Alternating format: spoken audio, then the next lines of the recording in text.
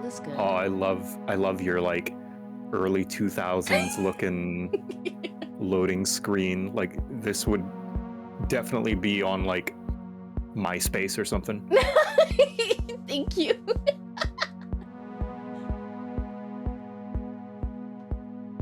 We are starting.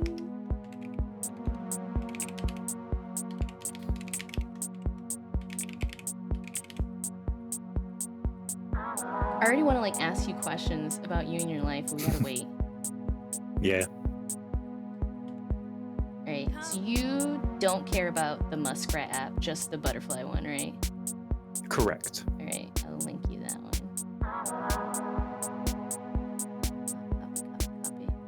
Copy. Where's the thing? Hi, Toku. Oh, I'm like really reactive and like talkative to my chat, and you can be too. Obviously, I'll be a little less today because I'm talking to you, but yeah, feel free no to worries. directly reply to them. Show them, you're like, hi, I see you. I see that crazy shit you just wrote.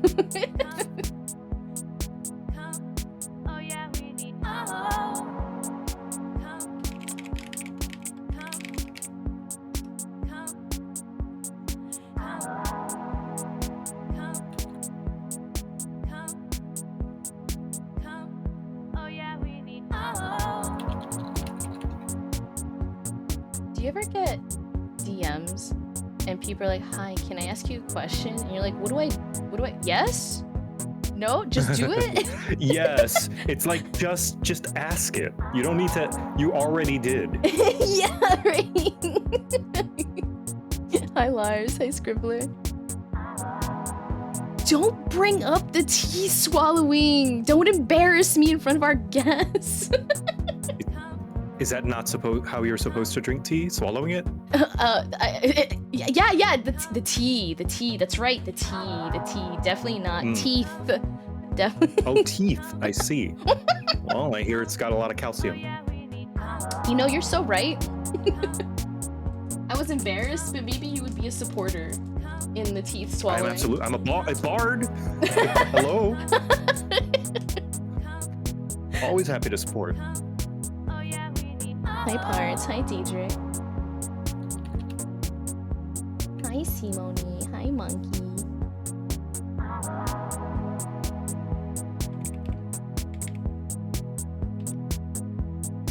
Hi Flappy. Hi Cookies. Hi Ghoul.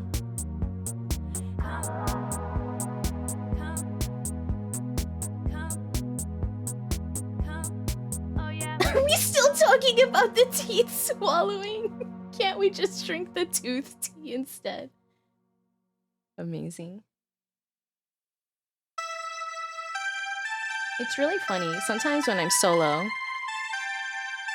I'll say extremely unhinged shit.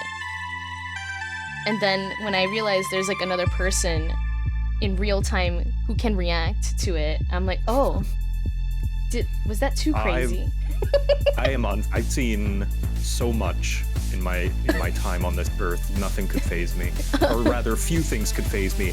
And when they do, I tend to be like, all right, well, I guess I learned something new today. Yeah, you've been on the internet a long time. No, like Cheers surprise, but never judgment. No judgment. I'm like, you've lived an entire life that brought you to this point. Who am I to speak? That's true. CJ, thank you for the sub!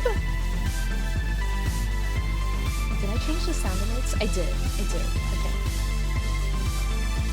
Hi, Melon Master.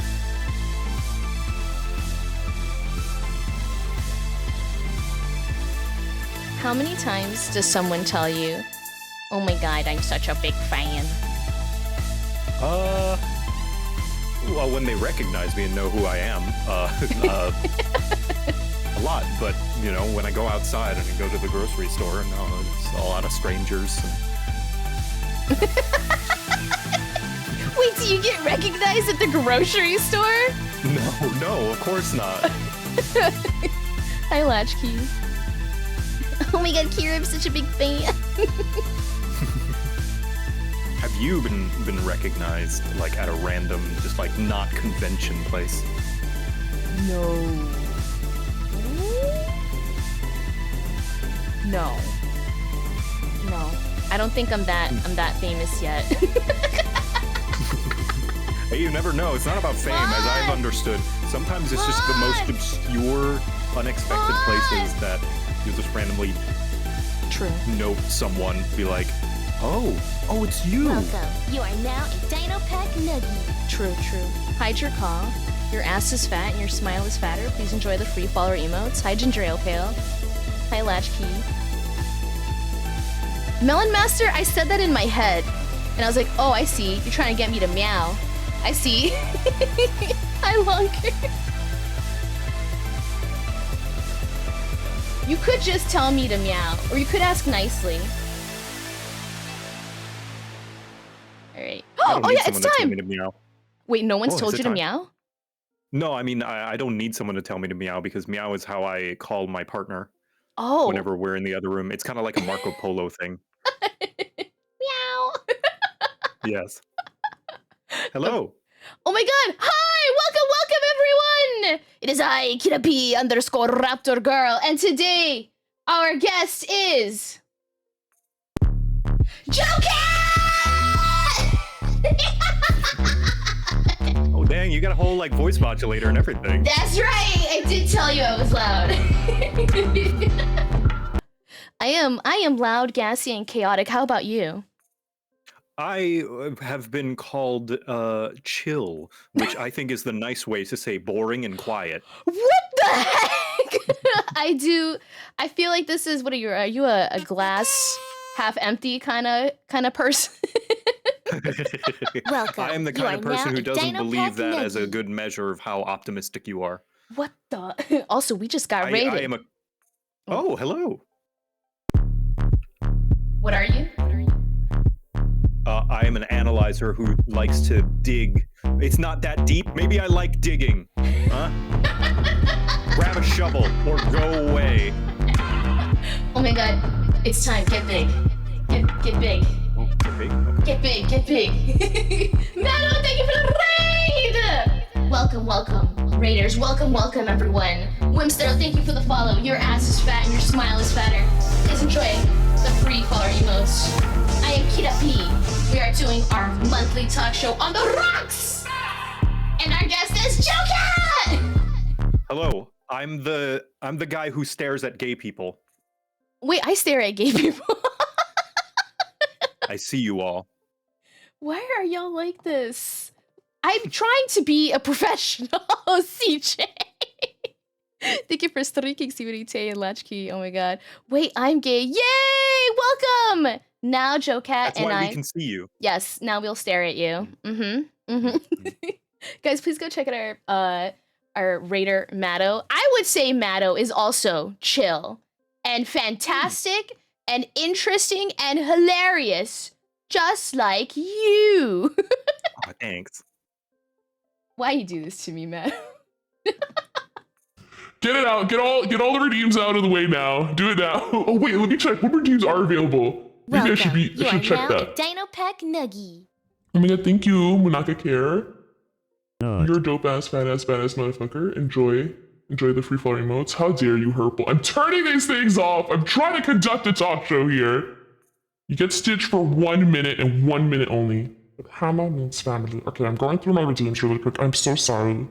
I have to take off some of these things. I know how it. Yeah, we've all been there. Wait, take all these things. I cannot trust them. I have a TTS pet. Sometimes I have to turn off. I say pet. It's more like my child, my son, Gabo. It is. You birthed it. It is yours. I did from my mind vagina. From your mind vagina. That's perfect. Her Majesty in your brain. Yes, labor of thinkies. Labor of thinkies. Oh, they like your pretty bow, says Morrigan. But yeah, Joker, welcome. I have explained that I am loud and gassy and chaotic. I do a lot of just chatting, mixology, and screaming. What about you? What kind of things do you make? I make a variety of things, sometimes much to my own dismay, too many different things, because I can't ever decide on just focusing on one. So I do animations, I do videos on YouTube, I do video essays, I do art on social media, I do streams sometimes as well, and just like a variety of gaming stuff, whether it be just your typical streams or let's plays or videos analyzing gaming media on analytical level. So Hell yeah. You know, I can never settle on one thing. you said some key words there. About how you cannot focus, that there are many things you like to do. I don't know if this is appropriate, but am I allowed to ask, do you perhaps maybe have potentially, possibly ADHD? I am currently scheduling a doctor's appointment to see if I do have it. In these 30 years, I used to think that I just have trouble focusing, that I'm just being lazy. And my mom telling me just like, oh no, well, I forget some things sometimes too. You know, every kid has things sometimes. I'm like, can we go to the doctor? It's like, no, you're fine. All right. The stigma. Oh my god, Tay, yeah, just ask us, we'll diagnose you. I want to explain something. You know how VTubers and streamers in general and people who have an audience will give them a name. So they are the Dino Pack Nuggies, but they're also Dr. Chat, right? And they are called Dr. Chat because they frequently want to diagnose me with ADHD because I have not been diagnosed. But every single person who is not neurotypical that I've talked to has been like, well, Kira, you're one of us, right? You obviously have ADHD, obviously. And I made a New Year's resolution, not this year, but last year, to make that doctor's appointment to find out if I have it, and I still haven't done it. So you say that, I'm like, looking in the mirror. The catch-22, you need to get diagnosed so you can get medicated for it, but you can't get medicated for it until you get diagnosed. Yeah. And you can't get diagnosed because you have trouble focusing. And you have trouble focusing because you don't have a diagnosis to get medicated for it. Yep.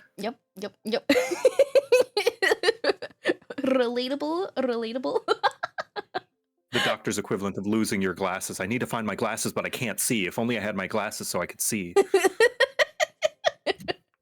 Oh my god, I went to MagFest this year, and as I was like walking into the entrance with my friends, there was a group of other people behind us, and they were talking about like, oh my god, I just got my like medication, it's been working well for me, and it's crazy, I feel like a superhuman because I can concentrate so well and get so many things done.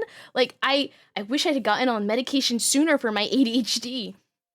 And then their friend was like, oh, see, this is what I'm scared of. Like, what if I get diagnosed and I finally start getting on meds and I finally like realize my full potential and think about how much of my life have I wasted? Yeah. Because I couldn't concentrate. That's the scary part. And I was like, oh no, that's like a terrible way to think about it. And yeah. Just like with anything, it's like, I mean, all the more reason to go to the doctor even sooner, as soon as you can, so that no more time is wasted. Because you can't do anything about it. Yeah. Can't do anything about all that lost time. Start now. I think it's kind of like better late than never, right? It's like with starting any hobbies, right? Like, especially right now with a lot of people, I have had many friends who are not artists who want to start drawing, and it's like, but I'm already so old now, it's too late. And then like 5 years pass, and then they're still not drawing. I'm like, and they're like, oh, maybe I should have started back then. Tomorrow, it's like the thing, the Shia LaBeouf just do it thing. Just like yesterday, you said tomorrow. Tomorrow is today now, so do it. I think it's like I've definitely talked about this with other people before. They're like, "Oh, I'm too old to like start learning guitar," or like it's like I'm so much older now to like start this new hobby or this new skill, right? But like, how many years have you been saying you wish you played guitar? How many years have you been saying that you wish you started like you could draw, right? It's like just do it, like start now. Yeah. Otherwise, you could be saying the same thing in like another 5 years. Like, man, I wish I could swim. Go take lessons. Go to the pool. Mhm. You can do Like- it. To put it into reference, now this is not incredibly old, but J.R.R. Tolkien wrote Lord of the Rings when he was 45. That's right. That's right. It's never too late. Yeah. Now, granted, he, it's not exactly one-to-one. He did have a lot of experience as a linguist, long before then, and he wrote The Hobbit when he was like, I don't know, or like a couple of years younger than that, but like, yeah, you can start anytime. And he was like busy, like fighting in Yeah. wars. And Yes, like he was in World War One. yeah. I'm such a nerd. I went to Italy a couple of years ago or so, and as like my friends and I were like walking around Rome, we saw signs for like a Tolkien exhibition. We're like, "Oh, that's what we're doing today. Let's go over there." And so like I learned all about his like life, and I was like, "Damn, this man like did a lot of things." Mhm. Like a lot of things that he just didn't stop doing things, and he he got married and had children and like fought in the war. Like he had these special like because was he a priest at one point? I know, I'm not sure. I don't know. but like Also, I mhm. was wrong. Oh. He wrote The Hobbit when he was 45. He wrote Lord of the Rings when he was 63. See. Thank you, Noctis. I'm hydrating.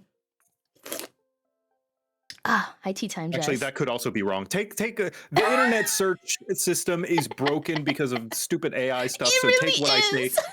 with a spoonful of salt. Go to the museum.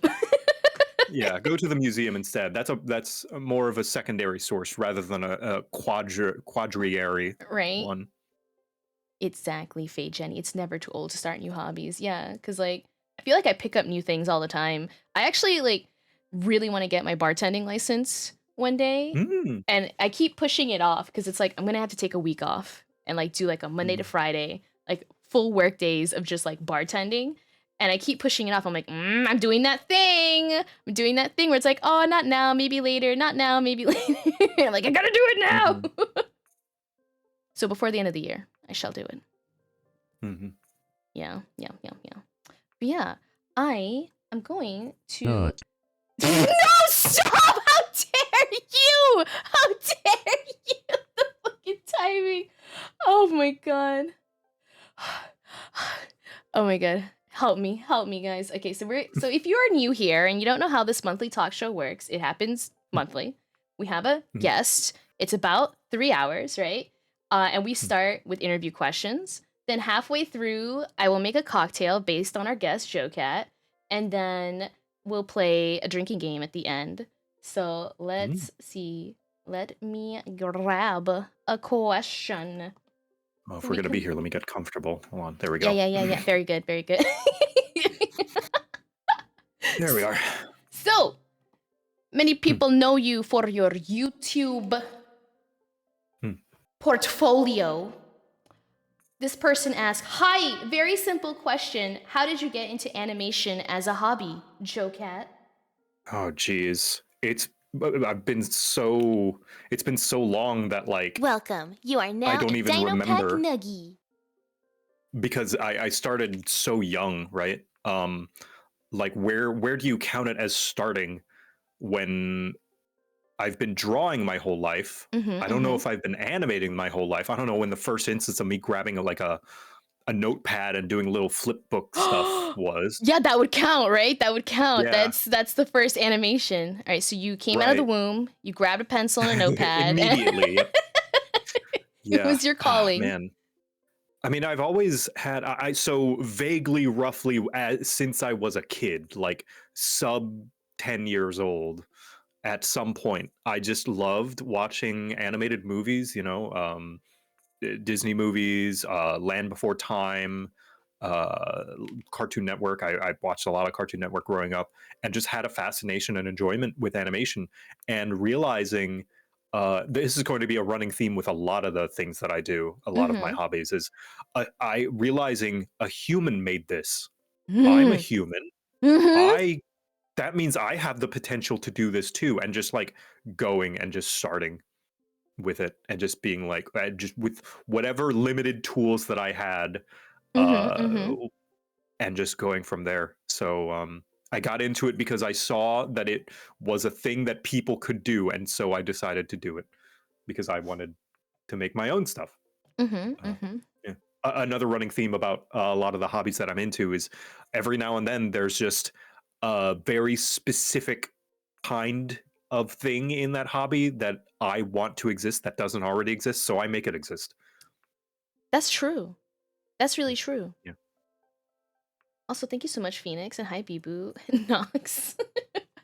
I think that's a lot of what motivates what I do as well. It's like, oh, I haven't seen this, or Mhm. if I'm allowed to be big headed for like 1 second, I Go haven't ahead. seen this done well, or like I haven't Yeah. seen this done the way I would like to. Okay, wait, that's the better way to say it.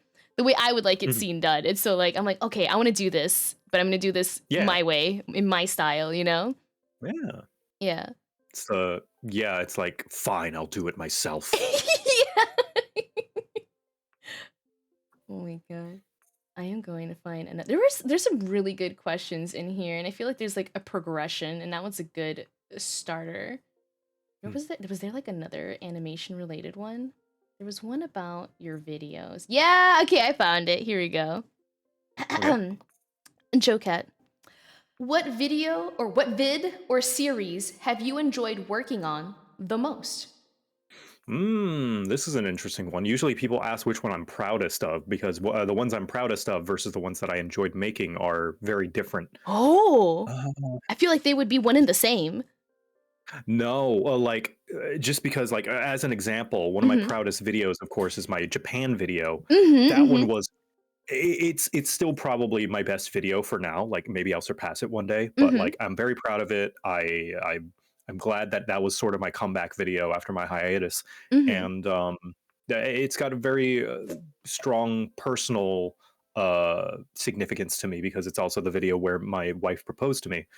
But it was hell to work on just because it required so much drawing, so many assets, so many backgrounds, and so much animation within it too. The lip syncing between the sections where I'm in my tavern was, oh, I hated that. I hated doing that. And it's especially because it's a long video, and after a while I just start to lose more and more interest in working on a video over time. Right. So yeah, that's an example of a video I'm proud of, but I did not enjoy, like, rather, I enjoyed working on it at some points, but Mm-hmm. I think the net amount of enjoyment was in the negatives. Just like after a Mm. certain while, it surpassed the like joy and kind of turned into like, okay, This this is is I work. gotta get this done. This is Mm-hmm. work, not joy work. Right, right, right, right.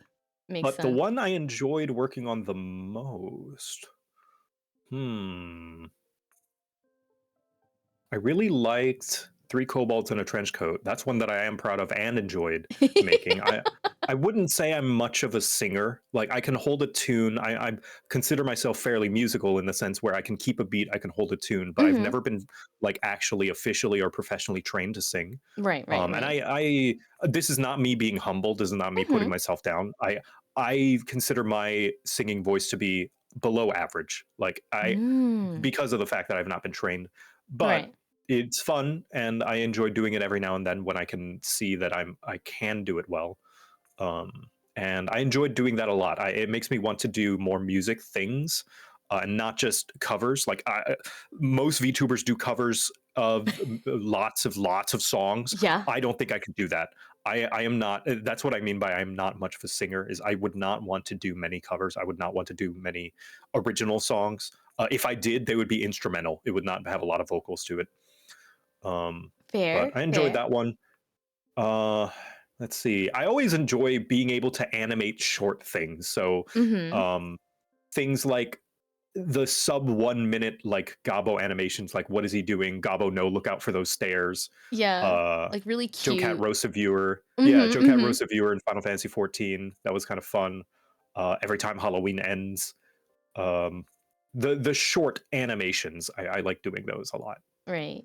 I think that makes sense. They're just like there's a lot of work that goes into them, but it's like a Mm. burst of like Yeah, fun, you know? I'm able to start and finish them within the time that my interest remains Mhm. before I kind of fall into the, well, I'm bored of this one. I don't want to work on it anymore. Chuck into the trash and or Right? put it on the shelf and never look back and never look at it ever again. Mhm, mhm. Uh-huh.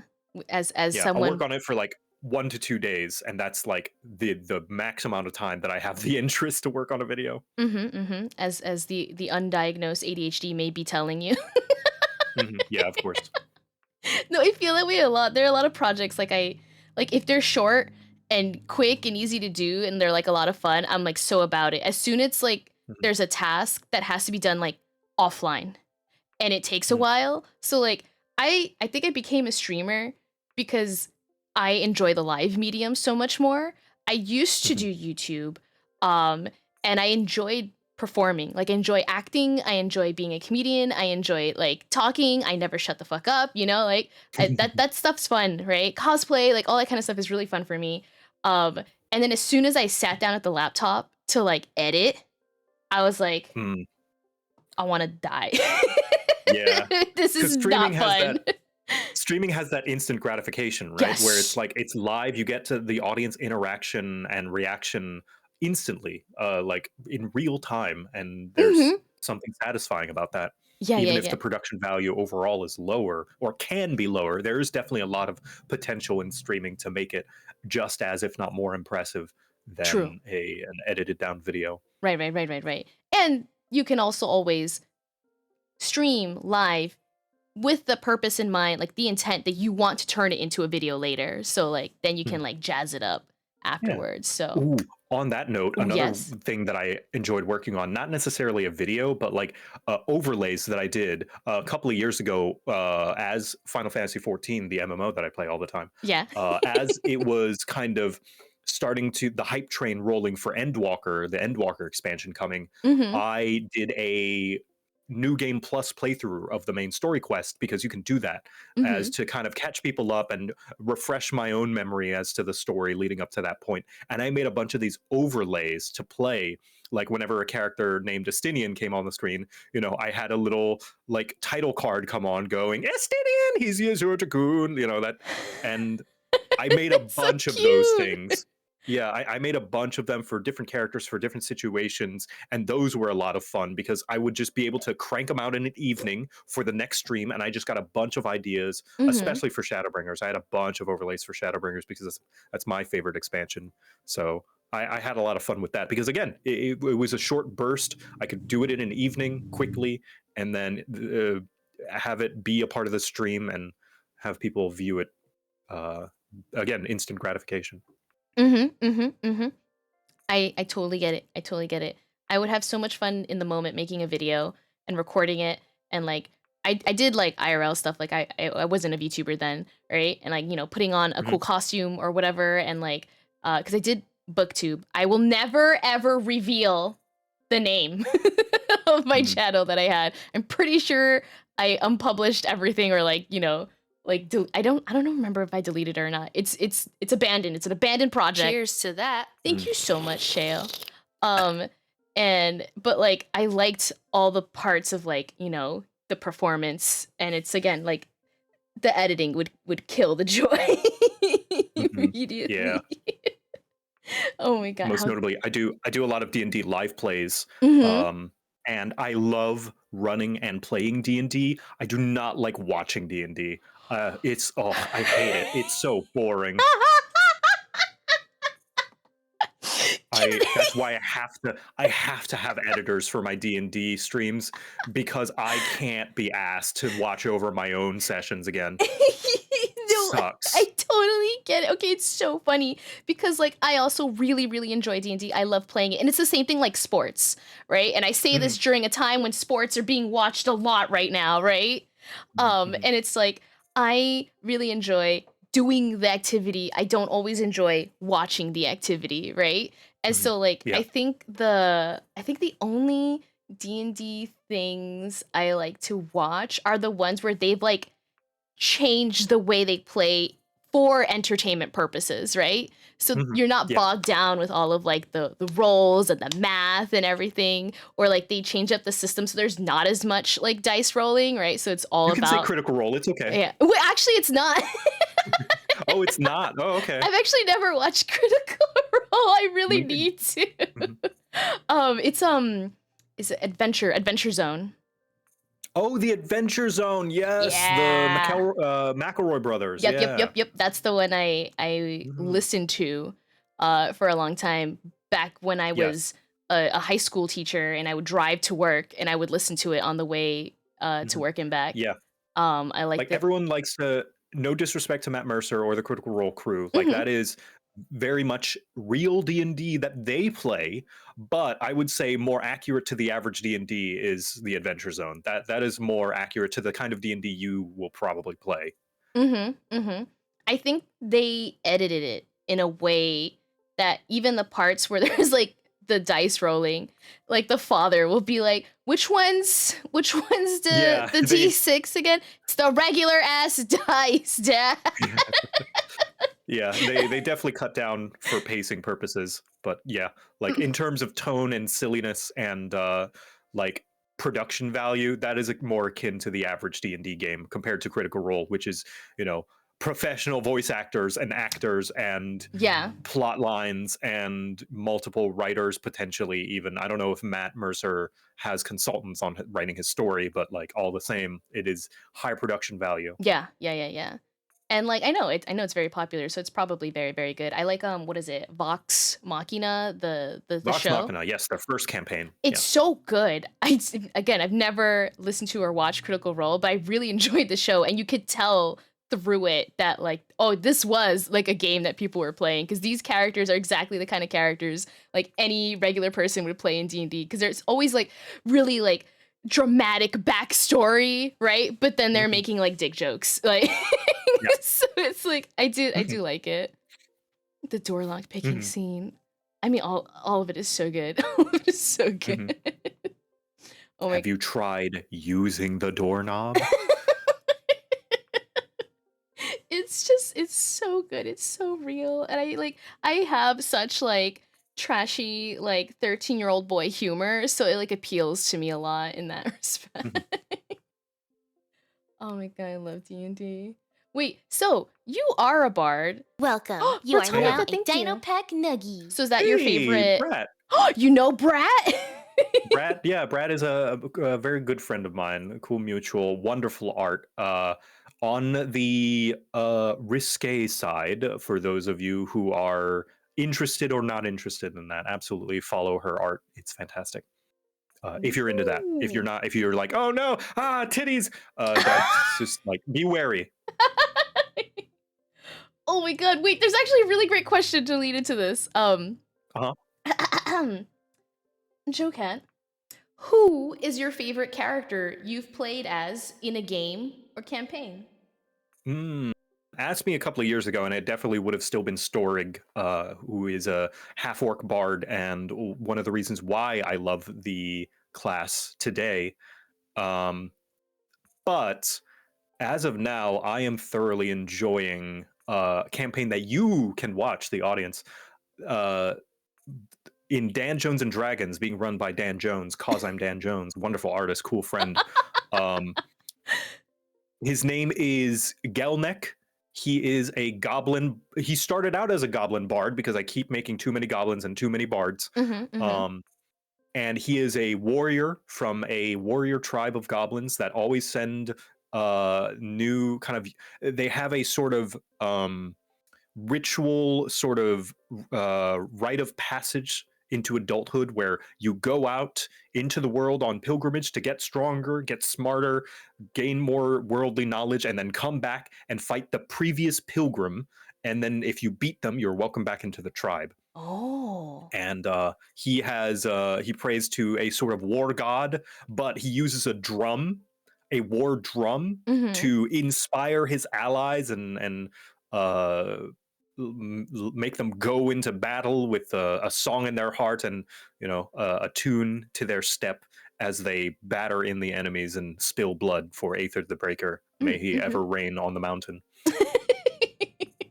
That's really wonderful. Yeah, and I love him on a character basis because he has been helping basically all of the other characters through their traumas because he beat one of the other characters way back, I think in the first session, in an arm wrestling match that they were cheating. Like two of the players basically tried to arm wrestle him simultaneously down, and he beat them both. So now he calls himself Double Leader, and that's what that's what people call him now. He's Double Leader.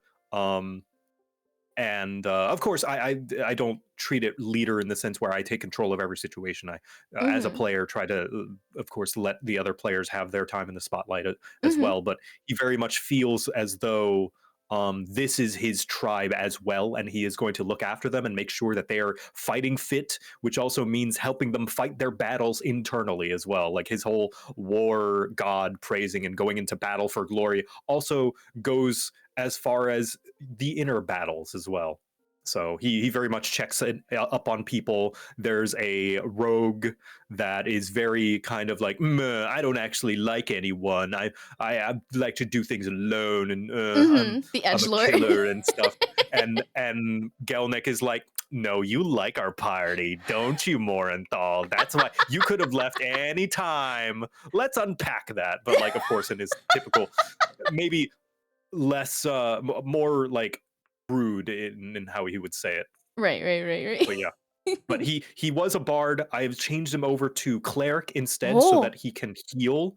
Yeah, he is a life domain cleric so that he can focus on healing instead via his drum, but he's still very much bard like in flavor. Right.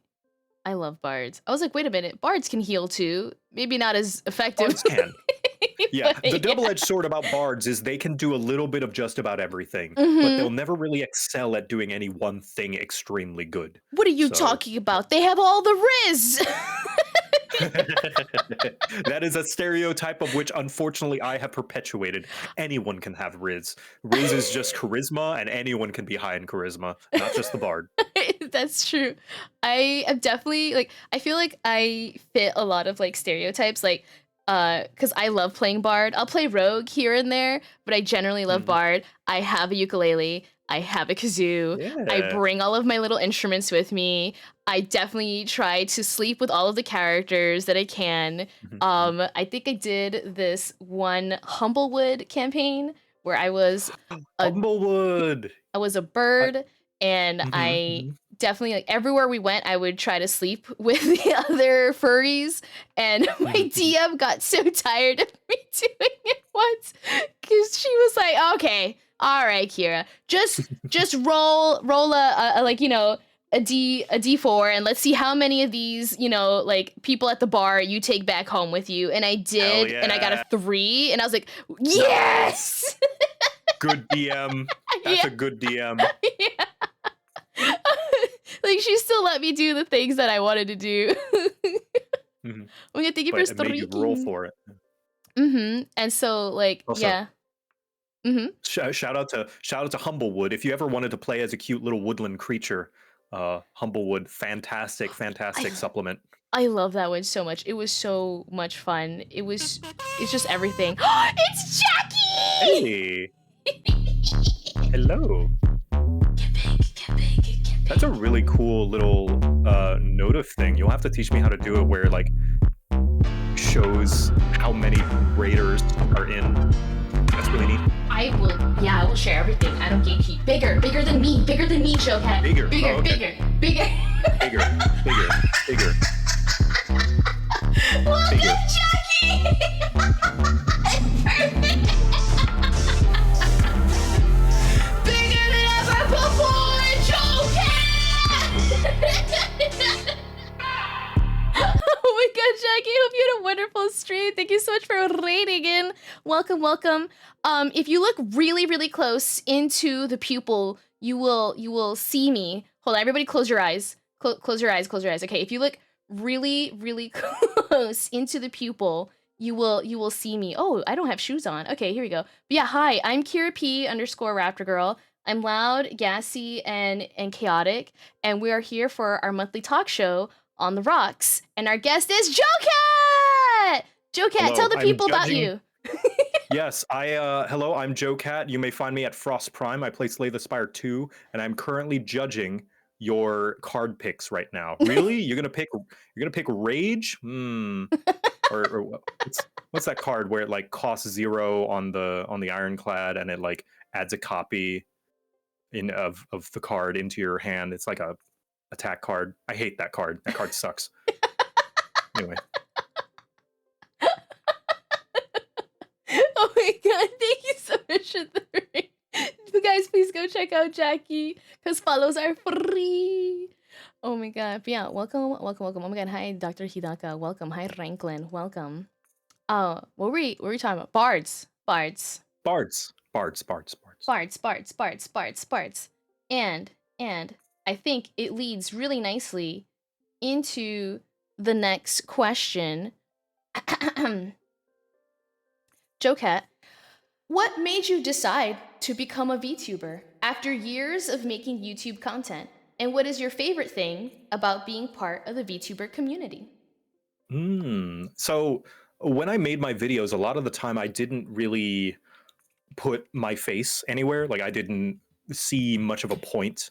Like I would not put my face in a video unless I thought it was extremely important. Like for example, like I did a lot of gaming videos, of course, to start out, as most of us have, and I wanted to focus mostly on the game, and also being the graphic designer that I am, shill humble brag.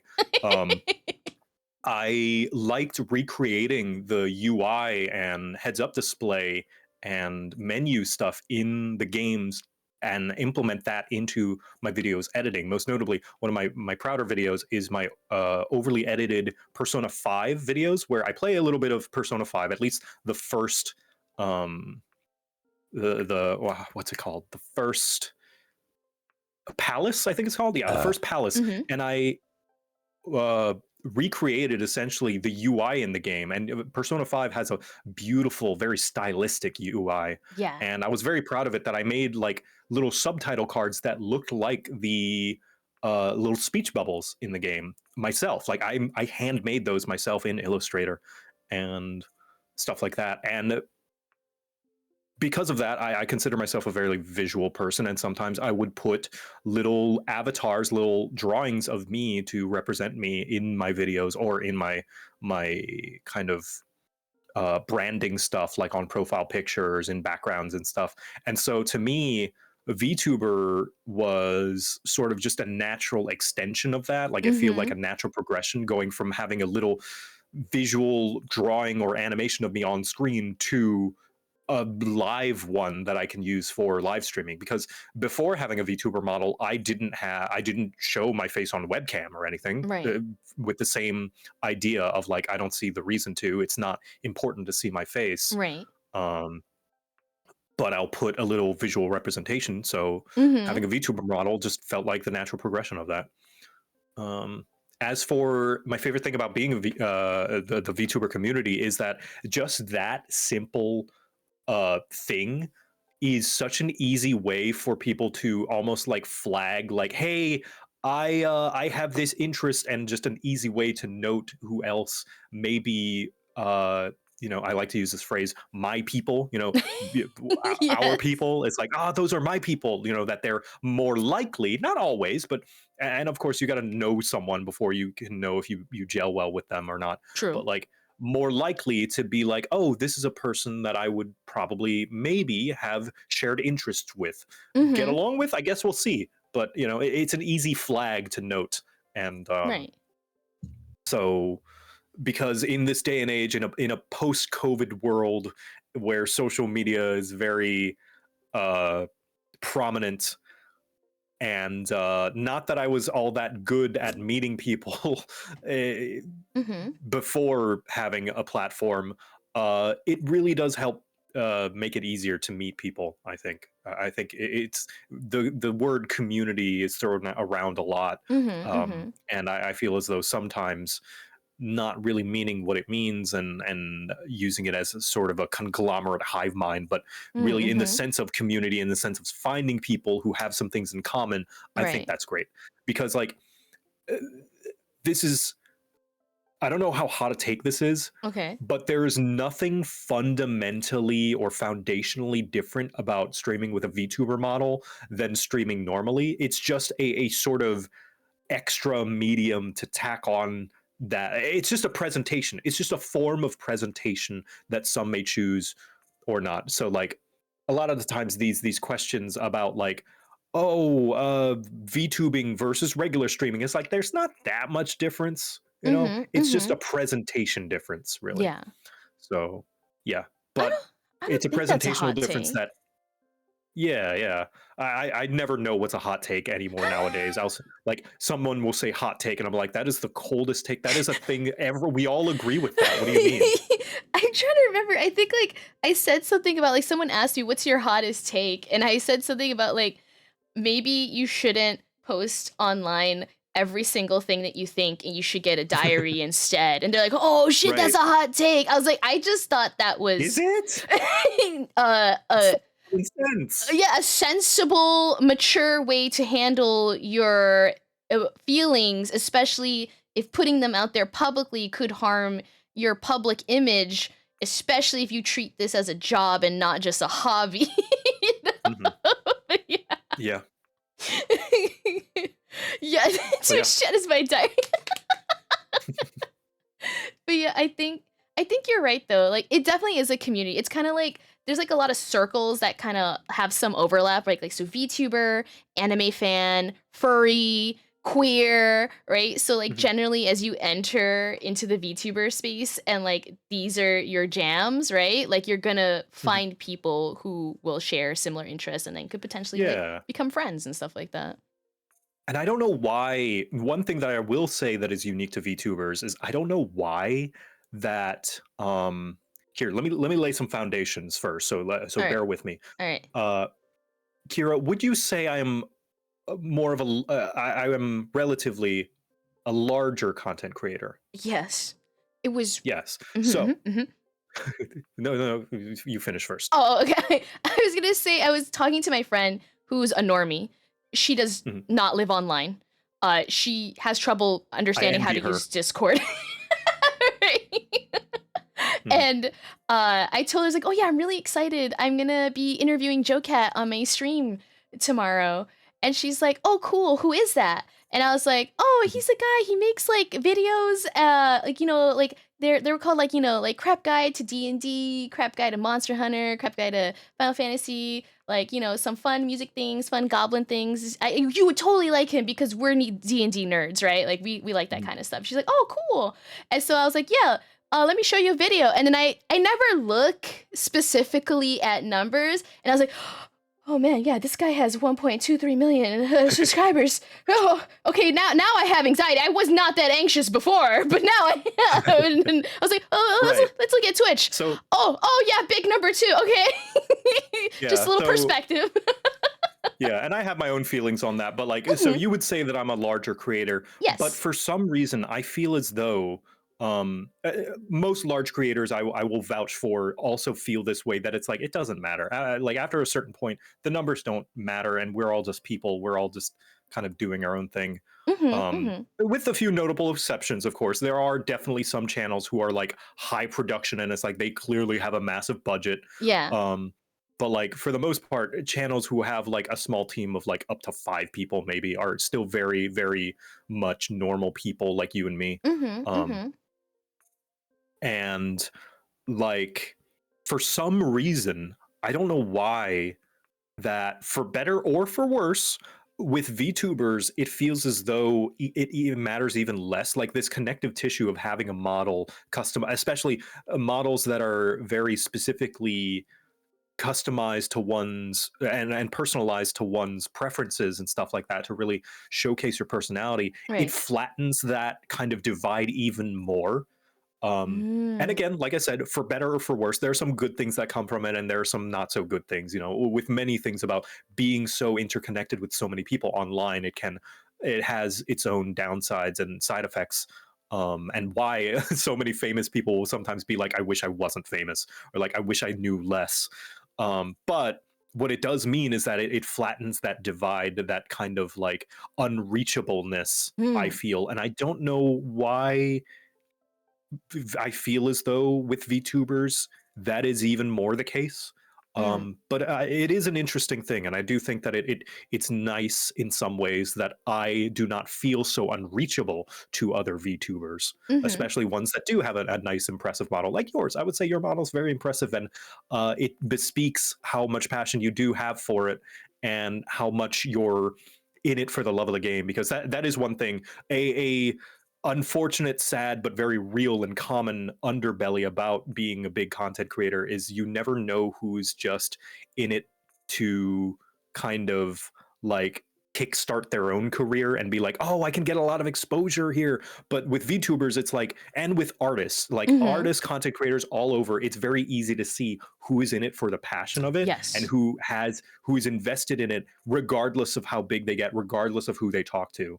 And I think, yeah, for some of that third eye, I think extends to VTubers as well, and it's notable with your model, with your presentation, with your show, and yeah, Oh, thank you. Thank you. That's really Mhm. kind. Yeah, It's really kind of you because like I think I can tell the same from a lot of your content. Like you make stuff because you like it and you're passionate about it. And thanks. it was in your demeanor, right? Like when cuz like it's one of my friends. She saw you post on YouTube that you were doing a meetup at TwitchCon and she's like, "Oh my god, it's Joe Cat. You got to meet him for me." And I was like, "Okay." Like so like I went and I found you and you have to tell me your perspective on our first meeting because I know I have a very like strong first impression on people. um and so like I was like, okay, I found this guy, right, and wearing a scarf, right, and you were doing the meet and greet and then you just had like a group of like maybe like 5 or 6 people like crowding you and like Mm, I cannot help this, and I try not to like take over situations. I told you like I see something being done and I can do it better, and if they're welcoming to that, I will act right. Even though I also say at the same token, I never want responsibility and I never want leadership, mhm. but I also know what it feels like to be like rushed by people and it can be uncomfortable. And so I was like, hey, Jokai, so nice to meet you. Do you want a line? Should we make a line, everyone? Everyone should make a line to meet I Joe remember that. Cat. Yeah, that was very much appreciated, and I actually used that same process when I was at FanFest when people were forming, and I was like, "Hey, can you guys form a line?" Yeah. Everyone was really nice though, and they just formed a Mhm. line. I got to the back of the Yeah. line. I wasn't gonna be like, ah, yes, this was my idea, so now I get to meet Joe Cat first. But like, I could see how that could be taken the wrong way. Like, who is this person, or like, who is this bitch telling people what to do? Right? Yeah, no, I you don't need reputation for me. If you show your skills and you show up and you take initiative, I'm happy. I need like my wife is the one who tells the cashier he asked for no pickles. I'm That's me. Like, I'm like the extrovert to all of my introvert friends. Like, we'll go to a restaurant and they'll be like, "Oh no, they never gave me my side dish." I'm like, "Excuse me, we're missing our mac and cheese." I'll go. be like, no, no, I'll just eat it like Yeah. this. On behalf of all introverts, thank you. It's very kind, but yeah, I try not to be like too overbearing to anyone. But like, I saw a Yeah. situation and I was like, I need to act. Otherwise, You know what my mhm. first impression of you was after like you doing all of that and then how you talked to me and how you presented yourself and how much energy that you had and you gave me your card and I looked you up on like Twitch and stuff and your social medias and the fact that you had like multiple models, I was like, man, she's way better at this than I am. What She's the? like Welcome. You are professional. now a dino Yeah, I was like, oh my pet. gosh, she got her shit figured out. What? The? Like, I'm very flattered. Thank you, thank you. Yeah, like of course you're human and you have your own insecurities and issues that Oh, you're dealing absolutely. with behind the scenes that no one's privy to. But like from the outside, I'm like, oh man, I wish she would make it. She would make it big in Hollywood. Would make all the connections. Yeah, like because like you know how to present yourself and just be matter of fact and just like I'm this and this and this and like here let's do this and I like this and you're another thing is you don't stutter like I do. You may notice I stutter a lot, and that bespeaks I did not notice. whether it's true or not. It bespeaks a lack of confidence to some people, and that sometimes can hold some people back. But you were very confident and very upfront and very well composed as well, I'll say. Oh, thank you, because I feel like I'm a mess very regularly. I feel like Well, I'm you a hide mess. it very well. Oh, thank you. It's part of being an actor, right? Mhm, mhm. Oh my god, The it's so internal funny. panic. I'm really glad. Yeah, because I was definitely internally panicking, like after I like tried to like help you get people into a line, because I was like, oh my god, this is my first impression. I just come up to this guy and I tell him and everyone around him what to do. Like, like some people Oh like no, that. it's super appreciated. Thank you. But yeah, I'm really glad that went over well. And then I think that's something though that I really admire about you, and like kind of you said, like regardless of numbers or like size or what your like history is, like you're still just a person, right? You're not a diva necessarily. Ooh, And is that a hype train? it's the choo choo train. High Oh, it's school. just such a okay, just pulling the whistle. Okay. Yeah, just pulling the whistle. But like, I think that's something I've thought about like the entire time. I think there's like a point in my life where I just realized, I think as a kid, like, wow, adults don't actually always know what they're doing all of the time. And so like Nah. taking that as I grew up, I was like, we are literally all just people still trying to figure it out. And so like, I don't like I definitely felt nervous like reaching out to ask you to come out. And I feel that way with like a lot of people because I can tell like, oh wow, like they look like their plates are very full and they're very busy. Like and if they don't know me very well, like, it would totally make sense if they're like, never answered me, right? Which is fine. That happens, right? Or if they're like, Mhm. nah, I'm okay, I'd be like, yeah, that's fair. But like at the same time, like as I've been streaming for 5 years, like I'm not small, but I'm not big, at least in my perspective, right? Like sometimes I feel like a big fish in a small pond, and sometimes I feel like a tiny fish in the ocean, right? And the thing is, again, people are just people, and you could meet someone who's like starting as a VTuber now, right? But they have like an extensive portfolio of like things that they've done and could be very well known for, right? And the other way around too, like someone can be like very famous, right? And then maybe wait, I forgot what was the opposite of that. Thought train left the station. But yeah, like people are just people, right? And like someone big today could be canceled tomorrow. Someone small today could be huge tomorrow, right? Because it's not about numbers, it's about like your skills, your characters, right? Like your character, your like, what you bring to the table as someone who is a creative, right? And so like Yeah. whenever I reach out to people, like I'm willing to hang out with anyone I just think is cool, right? And I'm willing to like work with, because I know for some people like this is just like a business thing. This is good for business. It's good for a number to invite certain people on to be on your stream or to be invited onto their stream, right? And like that's fine, Mhm. right? Because for a lot of us this is a job, right? But then it's also Yeah. like a way to make friends and find people. And like I said, like I have made friends with people who are like now Twitch partner. I have made friends with Yes. people who are now like Twitch ambassador. They now get big name company sponsoring them, right? And like I knew them like before that. Secure P Mhm. medium girl penguin. Right?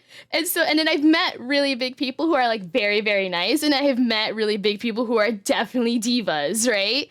And so it's like you never know. And I think it's just when you spend time with someone, especially if you get to meet them, like you can kind of Mhm.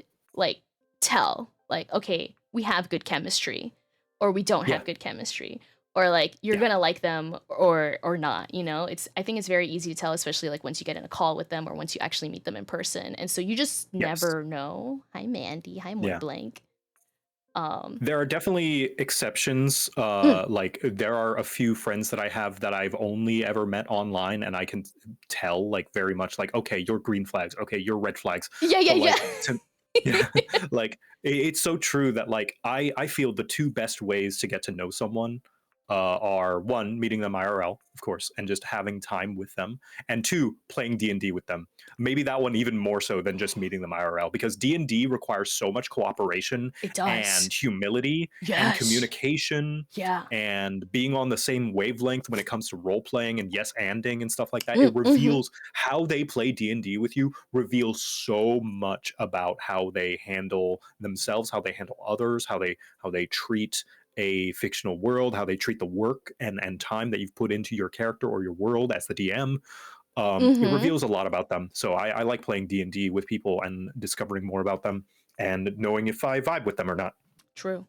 True. Yeah. It's kind of like you meet someone, you go on a date, how do they treat the wait staff, right? You're interested in Yes. a long-term relationship, like go on a vacation, see if you can handle being with each other that long. Yeah. So I feel like it would be a very good test of friendship. Like, are you ready to make a commitment of meeting 2 times a month and sitting together for any amount, like 3 to 8 hours? we have to figure out what food we're gonna eat while we're together. Like, are you gonna take notes? Are you gonna remember things? Like, are you gonna respect everyone's boundaries? Right? Do you talk while you eat your food, or do you wait to swallow what you're chewing first before you talk? Yeah, you get to learn a lot about a person in D&D. It's true. Mhm. It's true. Yeah, I think Yeah. I've made a lot of good friends because of D&D. And I've also Mhm. maybe not continued to play D&D with some people because I was like, I don't know if this is gonna work out. We just don't vibe Yeah. like that. Yeah. Yeah, it's Yeah. real. Wait, when did you decide to become a VTuber? When did you start this journey? I debuted in 2023, sometime in early 2023, I think. Oh, okay, I okay. think. Let me see. When was my debut? My 1.0. Hi, Ornitho. Hi, Schmitty. Mandy, I love you. It was yeah, May 2023. May 2023. All right, nice, Mhm. nice. And then how long have you been doing the YouTube for? About 7 years now. 7 years. Hell yeah. Yeah, I started in 2019. Nice, nice. Oh, we're glowing in the dark now. Wait, Mm-hmm. that's not the right button. This is the right button. Oh, wait! Ooh. We gotta get you to glow in the dark. Oh yeah, I don't have glowy eyes. Yeah, my model don't do cool things like that. Oh no, it can. Oh my god, if you're willing, I will show you Oh. fun things to play with in VTube Studio. Okay. Yeah, I don't necessarily actually glow. This is like a mask thing. Wait, oh, I have another question. Tea time, Jess, I love you. Did you make your own model? Somewhat. I drew all the visual assets for it. It was rigged by Sherry VT, SHERRY, sometimes with an underscore, sometimes without. And they did a fantastic job. Some people think it's 3D because of how I can move my head left and right. Yeah. And that was specifically why I hired them, is because this is a very difficult effect that very few models have, that I was like, I like that a lot. And also the mouth tracking is great too. Oh, it But is. I think, I've been noticing the way you like your teeth come together to make like Yeah. different sounds. I was like, oh, that looks so good. The rigging is so good. which I will say, mouth rigging has come a long way generally for most VTubers. I think a couple of years ago, like the average level of mouth tracking was a lot not as good as it is now. Yeah, So like just I think open, the average close. mouth tracking has definitely improved just across the board. Yeah, that as you just did riggers that. are just It looked so yeah. good. Oh. Yes. Yeah. I can also move my mouth to the side. Yes! Oh, wow. That's so good. This is why, like, I feel like, when you're streaming, people are like here. Well, actually, they're usually here on the right side, right? And they're like, right. they're like this, right? And I'm like, no. When I stream, I'm like, I need head big. I need head big. I want you to appreciate the money I put into V-Bridger rigging. You heard it here first, everybody. Kira needs head. Big. I need big head. Big head. Get on it. No, yeah. Oh my god, it's so good. I feel like especially if you're a yapper, right? Like the facial expressions are so important. Like if you're not as much focused on like like kind of like the acting and the puppeteering and the yapping aspect, like maybe you could go without VBridger, you could go without fancier stuff. You could even just like be PNG and do really creative stuff with it.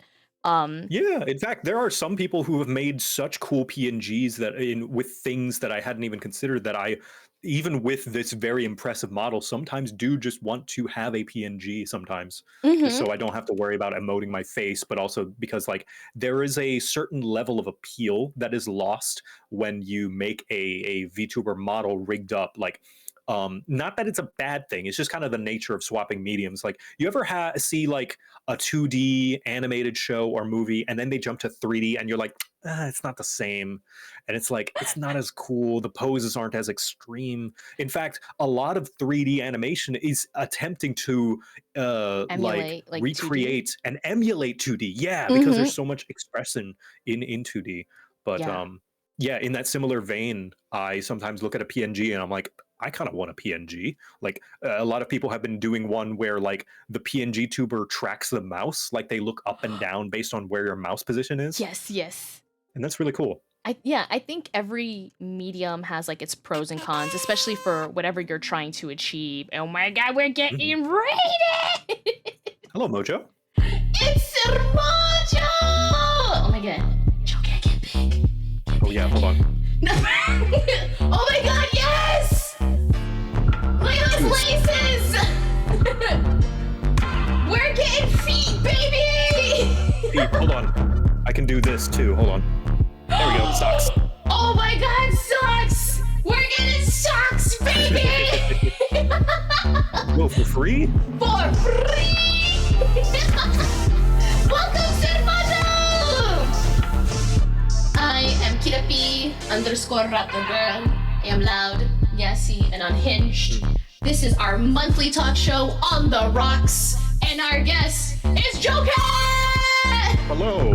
I guess we're playing footsies now. Jocat, tell the readers about yourself. Hello, I'm Joe Cat. I am an animator. I made the Crap Guide series. I also do stream sometimes. I play lots of games. I just make a variety of content on YouTube and Twitch. Hello, how's it going? And you may notice as well, being an artist, I made my own assets, my own model, and you can see the flaws in it as well, which it is not nearly as rendered and polished as yours, which is not a bad thing, of course. That's the part you don't say out loud. That's the part you don't say.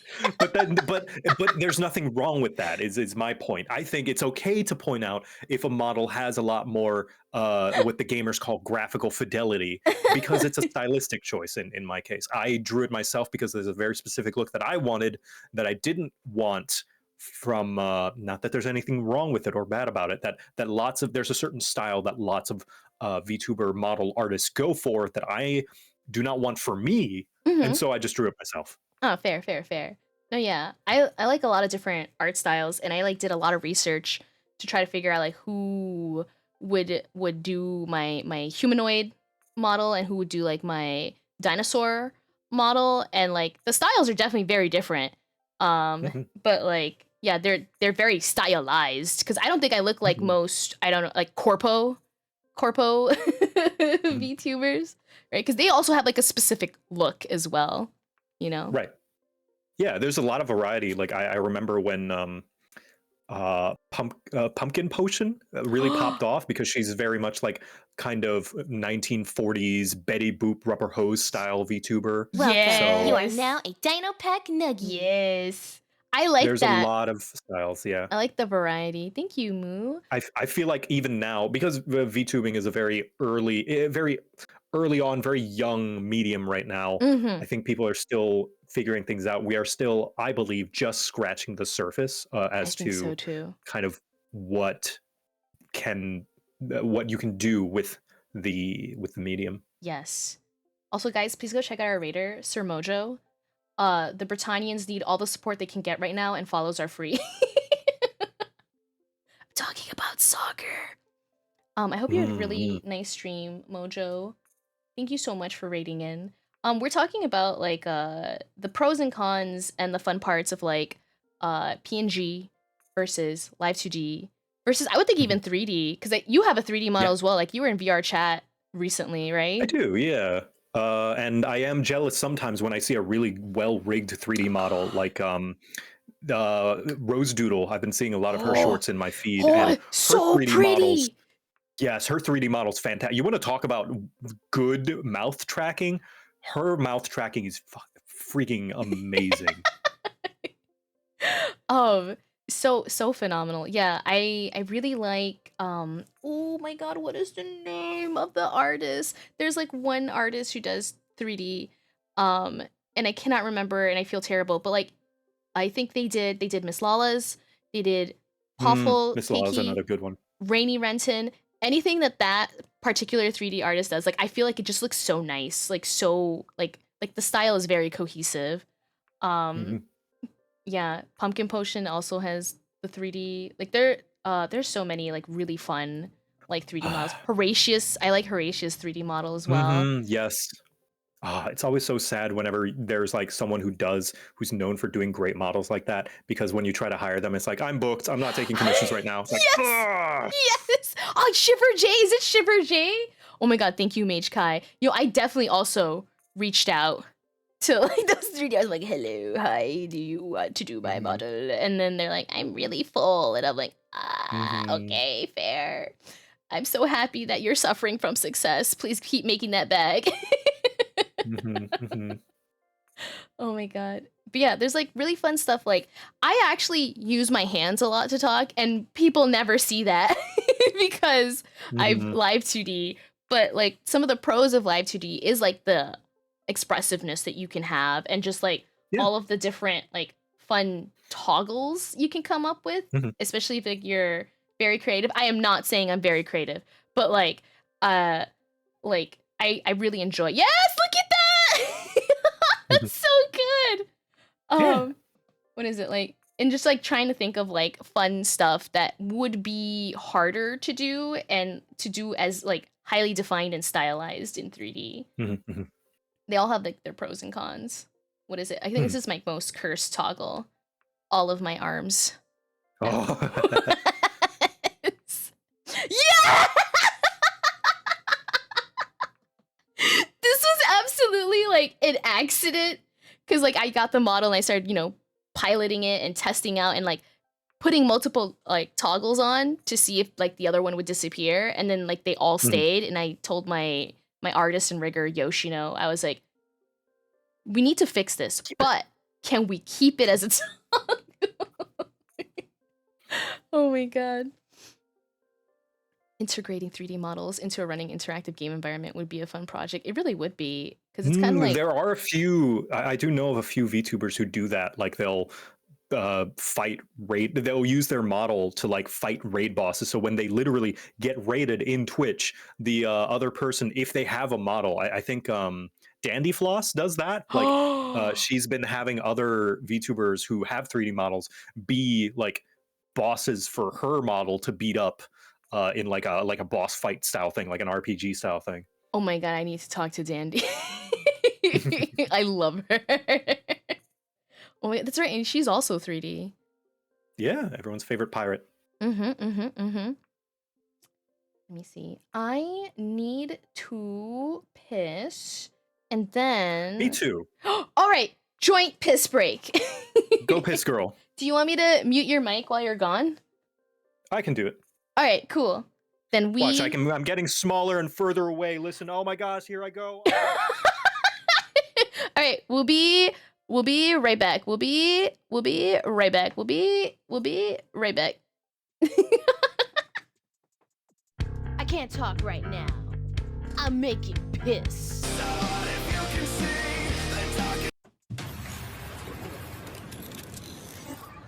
Couldn't you just like, okay. No.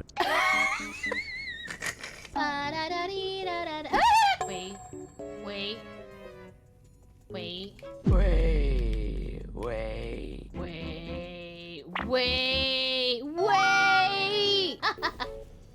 Nani. Welcome. You are now a Dino Pack Nuggie. Oh no. Am I in trouble? Yeah, jump. Oh. I didn't know that should happen. What's mushrooms? What's mushrooms in Spanish? Hongo, hongo, hongo. Beholder, ayúdame, ayúdame. ¿Cómo se dice mushroom? Champiñón, no es hongo. Entonces, ¿qué es hongo? What the fuck is hongo then? Where did that come from in the recesses of my mind? My Spanish, honestly, is like, cállate la boca, saca la basura, siéntate, no juegas. that's my Spanish. Oh hey, it's that we should get pregnant art dino from TikTok. Reaper. We should all get pregnant art for this. What? Why, that's me. This is your legacy. It's like not even on my TikTok. Are you back? I am returneth. I also have snacks, but I will mute when I eat them. Oh, you can totally not mute if you don't want to. I do worry about people who have like the like noise thing that hates sound of mouth sounds. I'm the worst. So I love noise and I don't have any of those things and I eat live on stream. Yeah. Oh, Nixie said ASMR right into the mic. Yeah. At the very least it is crunchy snack, so people like it's less a gross thing, but I do know some people just like are like no mouth sounds whatsoever, so probably Fair. mute while I chew. Whatever is comfortable for you. And as I told you before we went live, that if my burping or anything I do is uncomfortable, just tell it to me, tell it to my face, or DM me. Like you're a sis. The M in ASMR is mouth noise. I also love a good crunch. Well, thank you, Leo. Thank you. I want some kettle chips. I know Snack? I'm thinking Where? about What is it? You, chat. You're the snack. Hey! I love a crunch. I love a good crunch. My favorite is kettle cooked, just salted potato chips. Very delicious. Very yummy.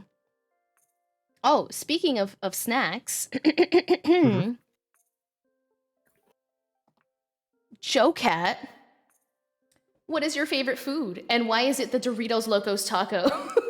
Okay, Doritos Locos Tacos is really good though. Wait, I really agree. It's like Yes. my favorite. Like we like to joke that it's like, oh, Taco Bell's not authentic Mexican food. And It's no, not. it's not. But also, Mexicans fucking love Taco Bell. Like, my wife is Hispanic, and like every Hispanic person I've met is like, no, this is not real Mexican food, but it's still really good. Yeah. Hello, I am a Hispanic. And I'm not Mexican, but I also love Doritos Locos Taco or a Crunchwrap Supreme to go. Mm, I need the crunch. yeah, like it's a little messy, as all of their tacos are, but it's like you take a taco, but then you add flavor to the shell itself, and it's perfect. It is. It's so good. I actually, what is it? I watched this man with a very large mouth. Keith eats the menu. And I've started to learn about what is on the menu at a lot of like fast food places because I watched that. And that's how I learned about the Doritos Locos Taco. And I was like, I never wanted to try it because it looked like it would taste too overwhelmingly of Dorito. But then like I was like, okay, if this man says it's pretty good, I'm gonna try it, right? So I went, I got it, and I fell in love, and it's like my go-to every time I go to Taco Bell. Doritos Locos Taco. Yeah, Taco Bell is also like the only big fast food chain I'll go to. I don't go to McDonald's. I don't go to Subway. I don't go to Wendy's. Well, Subway's garbage. I don't go to like any of those. I don't go to KFC. I don't go to Also Raising garbage now. Cane's. Like- Wait, the cane sauce. The cane sauce is so good. I can make my own cane sauce. It's just a bunch of like mayo and ketchup and seasoning. It's easy. But they cook the tendies perfect every single time. Hi, Tots. Their tendies are unseasoned. Their tendies are dry and flavorless. Yeah, I said it. How could you? We just started our friendship and now you're ruining it. I love the sauce. I love dipping the chicken in the sauce. Yes, it is very crunchy. Yes. It is cooked well. I also Yes. believe if your chicken needs sauce, it's bad chicken. No. It's still good chicken. If your chicken doesn't have flavor without the sauce, it's bad chicken. It's still very juicy and well cooked. Draconic, so controversial, yet so brave. No, I promise Raising Cane's is so tasty. Everyone is taking your side! Because it's correct. Season your chicken. Throw on some salt. Just some salt. Just anything. Some Creole. Go get some Creole sauce, some Cajun, or not sauce, Cajun seasoning. Just throw on some Tony's on there and you're good. Tea time, Jazz. You can't see it, but there are tears behind these eyes. Really like Raising Cane's, but the cane sauce. I did do this like really annoying thing with my friends where like we went out and then we all came back to our place and like everyone's hungry and we're like, oh, we'll just get a giant thing of Raising Cane's. And I had this friend and she had never had Raising Cane's before. And apparently she saw somebody order a cup of it on TikTok. And she's like, I gotta order the cup. And I was like, you know, it comes with like a lot of sauce, right? Like you don't need the cup. And she's like, no, I want the cup. And so we asked in the drive-thru how much is a cup of sauce. You could hear them being like, what the fuck? They're like, $6. $6 for a cup of sauce? They're like, and you know it comes with sauce already. You like there is sauce that comes included. It's like a drink cup made guy. The regular size. That's how much I need of Zaxby's Wimpy sauce. Zaxby's is my favorite chicken place, number one. See, I am not a fan of Zaxby's. Oh, it's so good, dude. It's one of the. It's not a massive chain, but you know it's around, and I love their Wimpy sauce. And every time I try to look up a recipe for the Wimpy sauce, it's like a mild spicy sauce that's kind of a almost kind of vinegary, but it's like really really good. Wimpy sauce. Wimpy sauce, and I've tried to look up recipes for it, and every time they don't give me the recipe for Wimpy sauce. They say it's Wimpy sauce, but it's Zaxby sauce, which is just like cane sauce. It's the same, and I'm like, no, this is not the recipe. I don't know about the Wimpy sauce. I need a sauce that describes me, and it describes me very well, and it tastes really good. Can I tell you? If I may be honest, and again, you can tell me to shut up at any time. Like when I think I started following you on social media, and at one point you posted something like, "Remember when you're bullying me? This is who you're bullying," and it was the most femboy twink picture I had ever seen in my life. I think you were wearing striped thigh highs. You were like laying Wimpy sauce style on the bed. Like, oh my God. Which means you found my other account, because that is not on my main account, and you have just exposed yourself. Guys, thank you so much for coming by. Always happy to find a new customer.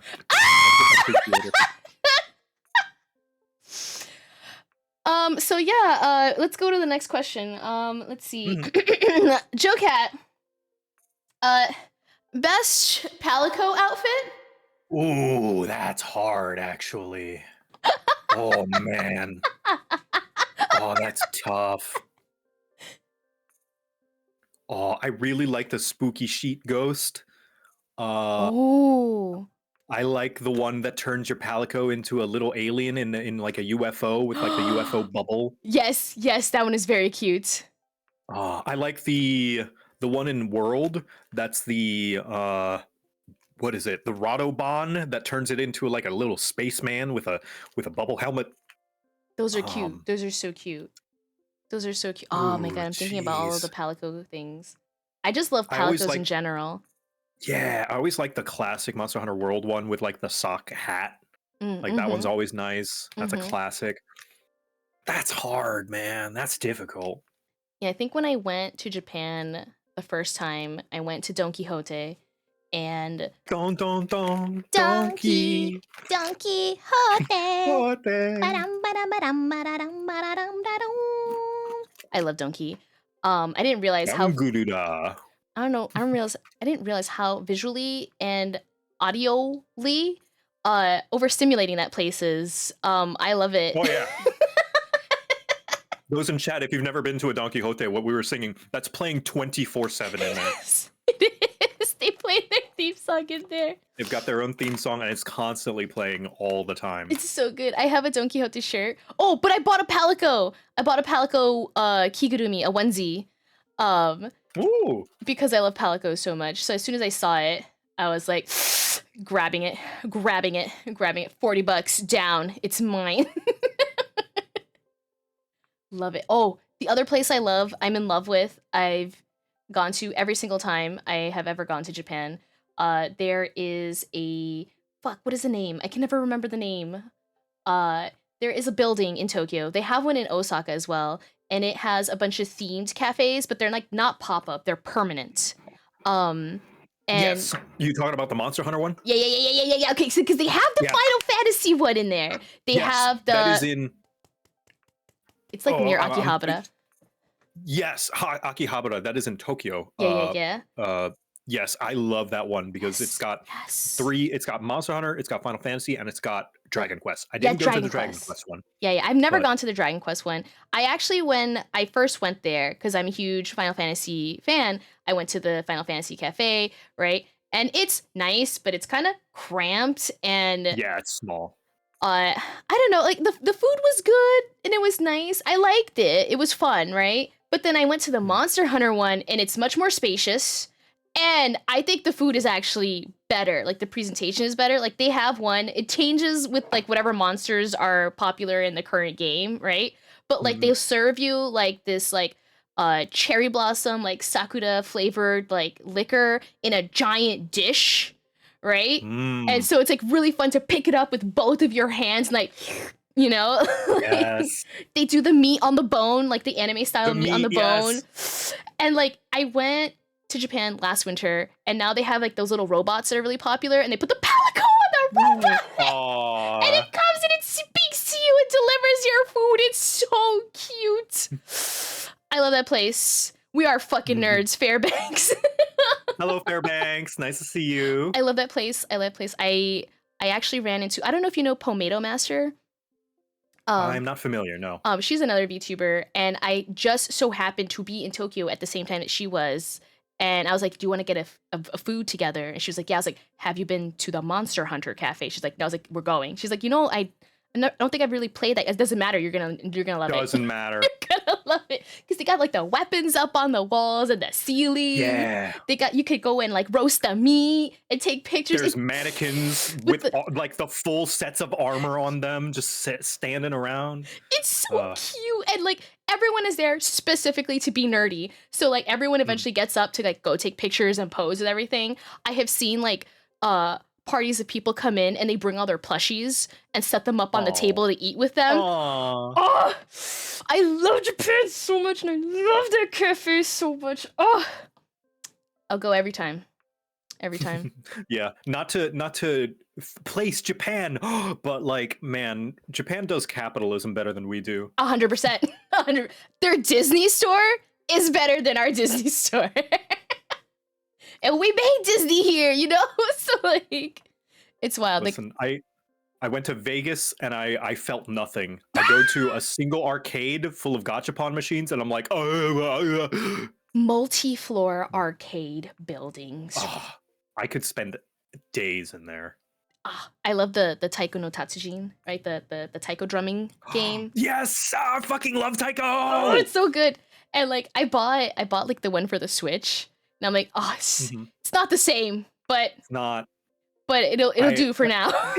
It's taking everything in my power to not purchase a Taiko arcade machine to put in my house because there is no space and I can't afford it. But maybe if I just skip a few payments, you know, just like eat ramen for a few months, maybe. Oh my god, that would be amazing. Yes, Dr. Hidaka, yes. Oh my god, every single time I've ever gone to Japan, I play the Taiko no Tatsujin. So good. Same. Doesn't even matter if I actually know all gave the myself- songs. I actually gave myself blisters playing one of the taiko drums because I was just there for like an hour. It's so good. I think like I took my so my mom came to, I did the JET program for context, right? So I was in Japan for like a couple of years teaching English. And so of course anyone and everyone who wanted to come visit me, I was like, please, I will host you in my apartment and we will, you know, be tourists. I will show you around. I will be your tour guide. Because also a lot of the people I know don't know Japanese. And I'm like, don't worry, I got you. I'll take care of you. Right. And so like every time we go to the arcade place, and I'm like, all right, I'm going to show you the best game. It's the taiko drum one. And I remember my mom like flipping out. She's like, this is so fun. Love Japan. Love being a weeb. Love being a nerd. You're so right. They do capitalism better. They really do. All we get here is like, we created a problem. Now pay for the solution. So sad. I'm laughing, but I'm crying inside. It's real, too real, and I feel like UK is experiencing that right now, where it's like, UK is experiencing that right now, where it's like, we have outlawed anything that looks like a titty, but you can pay for a VPN and get around that. Like, most notably, they were going to ban VPNs, but then they didn't. I think some news came out today that it's like, actually, they're okay with VPNs, and I'm wondering, is there perhaps vested interest?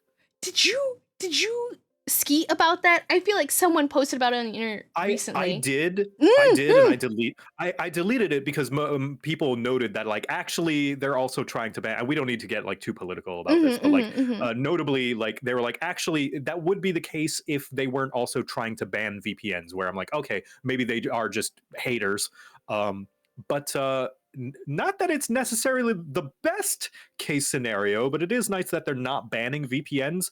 But then I'm wondering, okay, you ban certain websites and certain adult content, but you don't ban VPNs.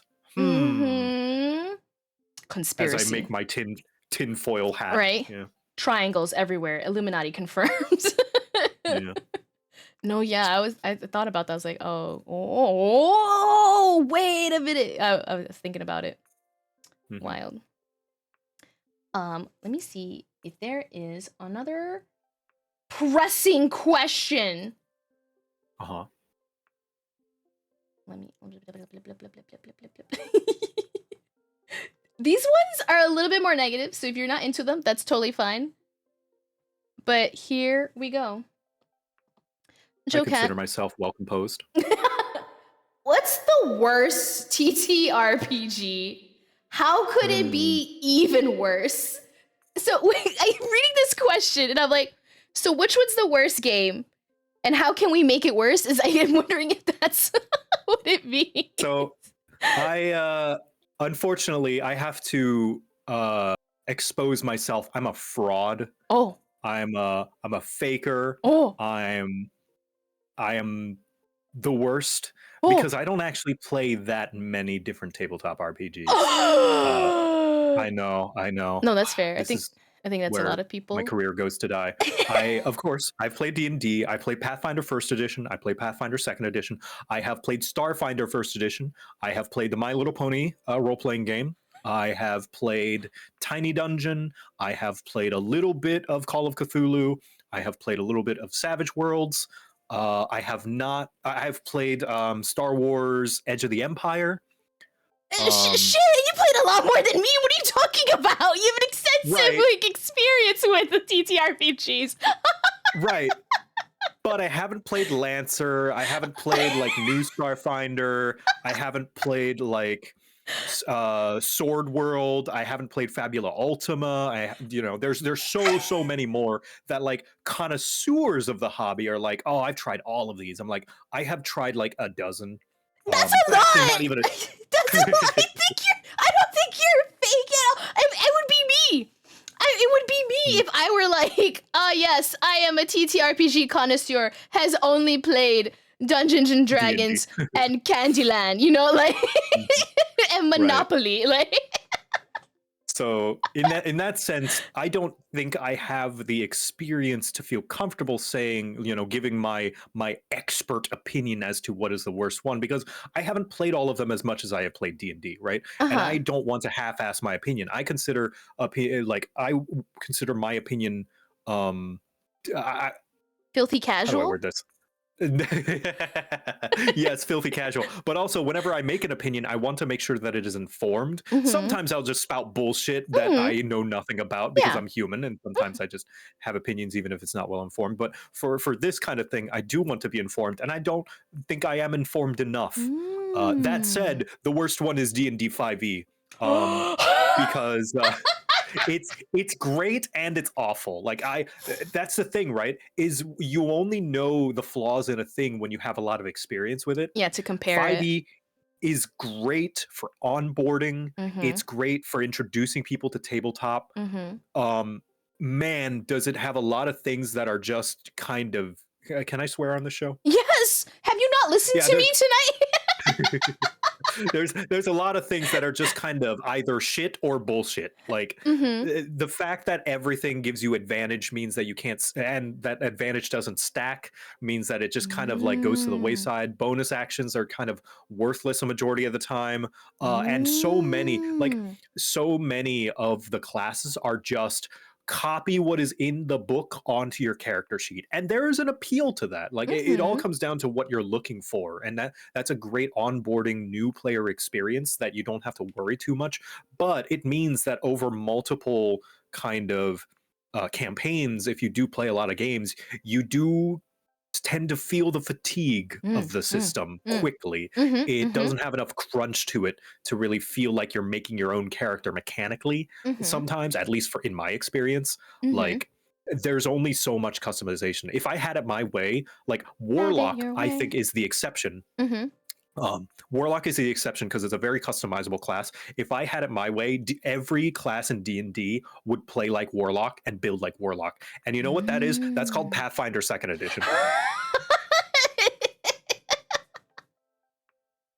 Oh my god. No, but like I feel you on the fatigue thing, and I think that's why home brewing starts happening once you like finally get Right. a hold of the foundation and like the basics, right? So like I have friends that I play with and they start like basically creating their own classes or like making lots of modifications to the class that they want to play, and it's just like at the end of the day it really is just a guideline, because I'm pretty sure, please correct me if I'm wrong, but D&D has always been like just a home brewed game, right? Like initially. In some ways, yeah. So like, and there's two ways to look at that. On one hand, it's a strength because it means that the system is not so hard wired that you have to follow the rules to the letter. In fact, there is a rule that straight up, and Pathfinder and every good tabletop RPG has this rule where ultimately it comes down to the GM and the player agreeing on what they want to play.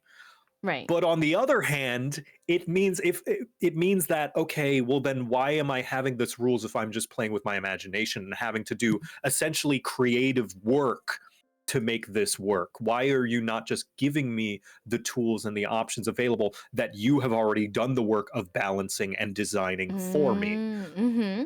Because then at that point, why am I not just doing improv? Yeah. It's a spectrum, of course. It's like not one extreme or the other. It's a whole spectrum.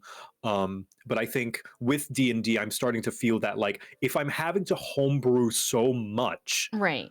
and like, is it really the game anymore that is giving me this joy, or is it my own creativity and friends and experiences?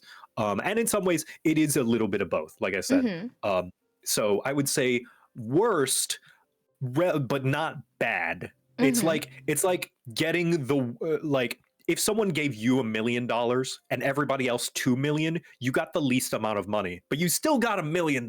Yeah. So how could it be even worse if they revamped it and then sanded down even more and then made it like just tried to make it a cash grab, which is basically D&D 5.5e, the 2024 edition. Yeah. That's how it could be worse. Basically, a lot of the things that they did before they walked it back with 2024 edition is how it could be worse, and it is now, and that is why I don't cover it anymore. Yeah. I think my friends and I still just do 5e. We were like, Yeah. whatever with that new stuff. Yeah, 5e's not perfect, but it's fine. Like Yeah. they could have just built off of it, but they had to do this whole revamp thing, and it was like, oh, soft reboot. Oh, it's better now. Even though Ranger is worse and sucks, and Rogue is worse and sucks, and all these features are worse and sucks.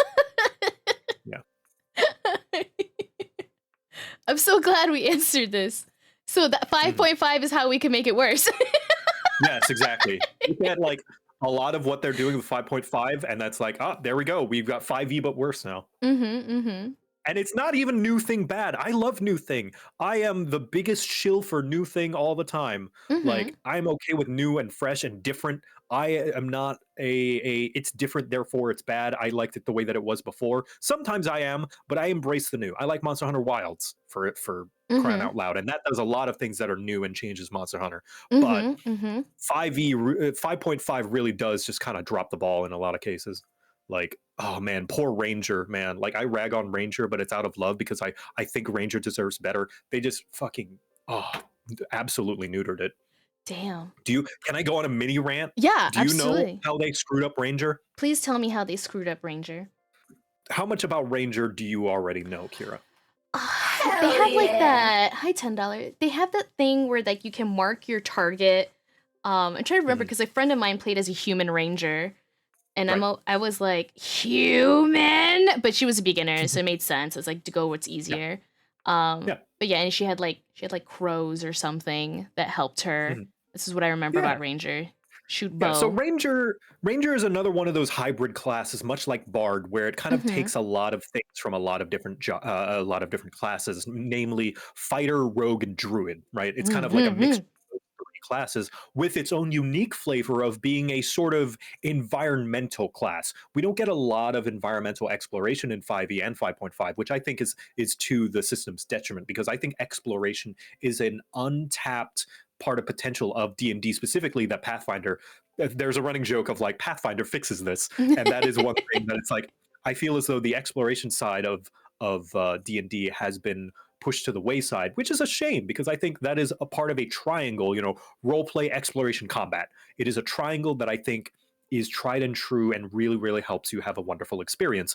Ranger tapped into that by having preferred terrain, even though it was kind of bad. And, lots of different things like tracking certain enemies and having preferred enemy types and stuff like that really set it apart from the other classes. It was still kind of bad. Most notably, preferred terrain was so niche that, like, if you, I made this example in my crap guide to D&D, if you pick that your preferred terrain is snowy mountains, but the campaign takes place in like grassy fields, you basically, the feature just does nothing. Right? Yeah. So one might ask, why not just build the character to fit the setting? True. Like and that is valid. But they changed a lot of this. Oh, most notably, the worst thing about Ranger is partly that it does everything the other classes do, but worse. Like it gets fewer attacks than fighter. Its stealth is not, and like skill features are not as good as rogue, and its spells are not as potent as druid. But one of the worst things that it had was one of its archetypes called Beastmaster, which allowed you to have essentially a dedicated pet. Welcoming Thank you. new things, Agent. Monkey's Paw Finger Curls introducing Klonoa, Daughter Phantomile reimagined, developed by Ubisoft. This is a personal attack. New Klonoa! Yay! Developed by Ubisoft. Oh. We'll see. I'll hold my tongue. I don't want to jump to any conclusions. Ubisoft made the Rayman games, and those are great. Anyway, back to Ranger though. Yes.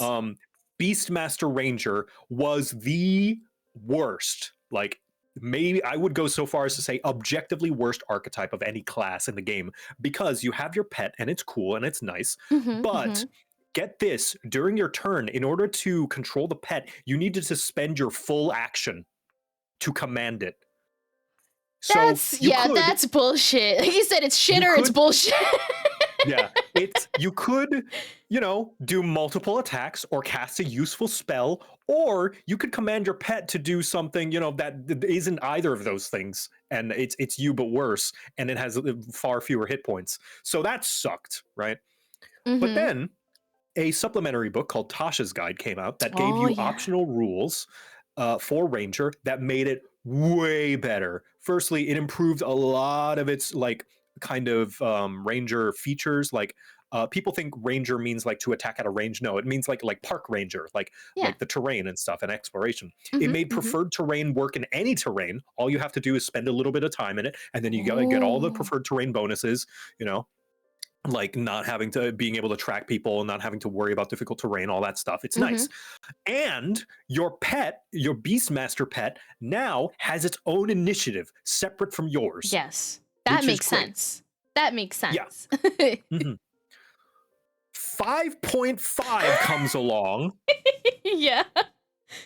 and it's like, you know how Tasha's guide improved all of that? Fuck all that. We're gonna forget all of it. We're gonna go back to having the beast on your initiative. But at the very least, it's just gonna take up a bonus action, which is okay, sure, all right, bonus action, that's better. But like, you can't use Hunter's Mark, you can't like hide or any of your other special bonus like you are starved for bonus actions because there's so many things Ranger wants to do with their bonus action. So taking up that slot really neuters you. And also, what was it? There was something. I'm gonna bear with me for a second. I'm bearing.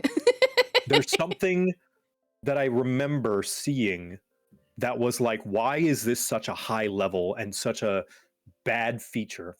Oh, also, all that terrain stuff, that like cool thing that set Mhm. Ranger apart, that they're kind of like the explorer and the hunter, they got rid of it all. No more preferred terrain, no more tracking, none of that. You just get fighter features. So you literally are just worse fighter now. You no longer explore, you no longer track, you no longer have preferred enemy types. You're no longer a hunter. Yeah, you're right. Then what the fuck is Ranger? Then what is Ranger, right? Let's see. Where Beastmaster, Regular here we ass go, here we go. person joins party with a pet. Let's see. You get to pick a beast of the land, the sea, or the sky, blah, blah, blah. Let's see. Oh, here's the thing. I think, is this it? Okay, so you can command your pet with a bonus action. Okay, that's worse than Tasha's, but at least it's not your full action. Your pet cannot dash, disengage, dodge, or help until level 7. What?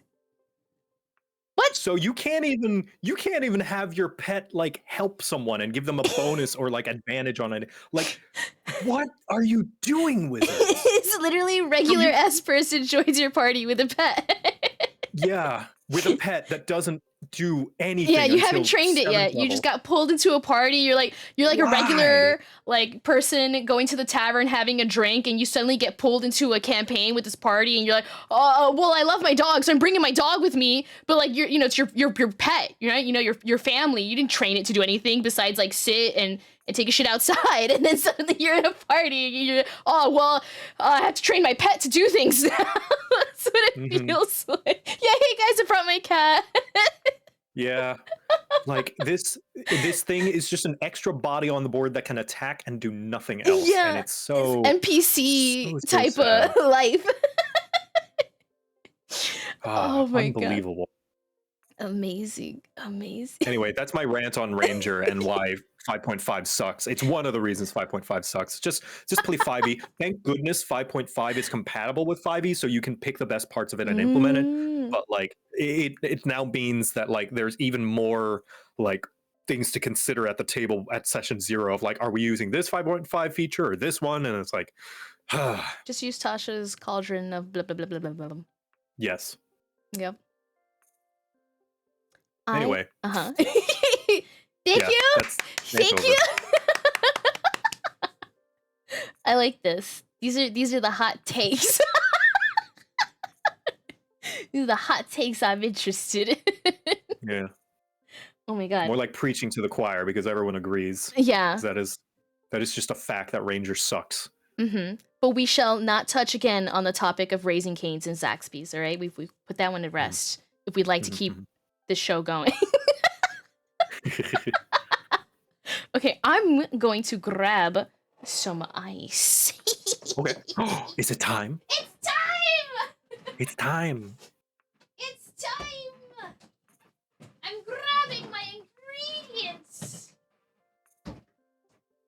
Ranger should be more like Aragon, not Druid Light does that. No, not like that. The problem is they didn't do that though.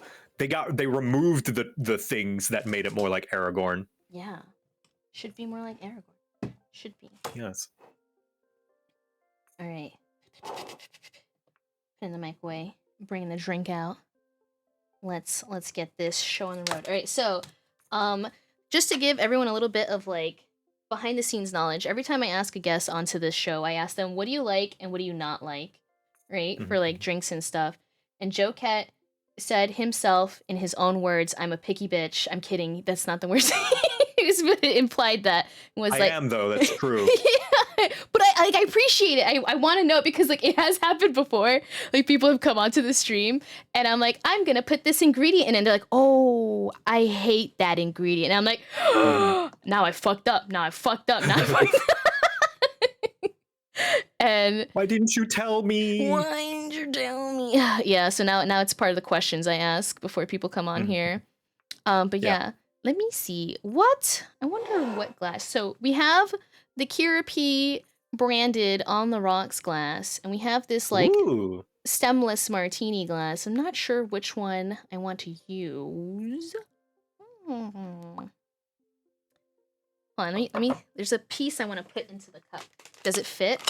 Oh, it fits. All right, we'll put it in this one. Put it in this one. Okay. Oh, you spoiled it. I'm sorry. Don't close your eyes. You didn't see anything. You didn't see anything. All right, so I'm gonna look up my recipe.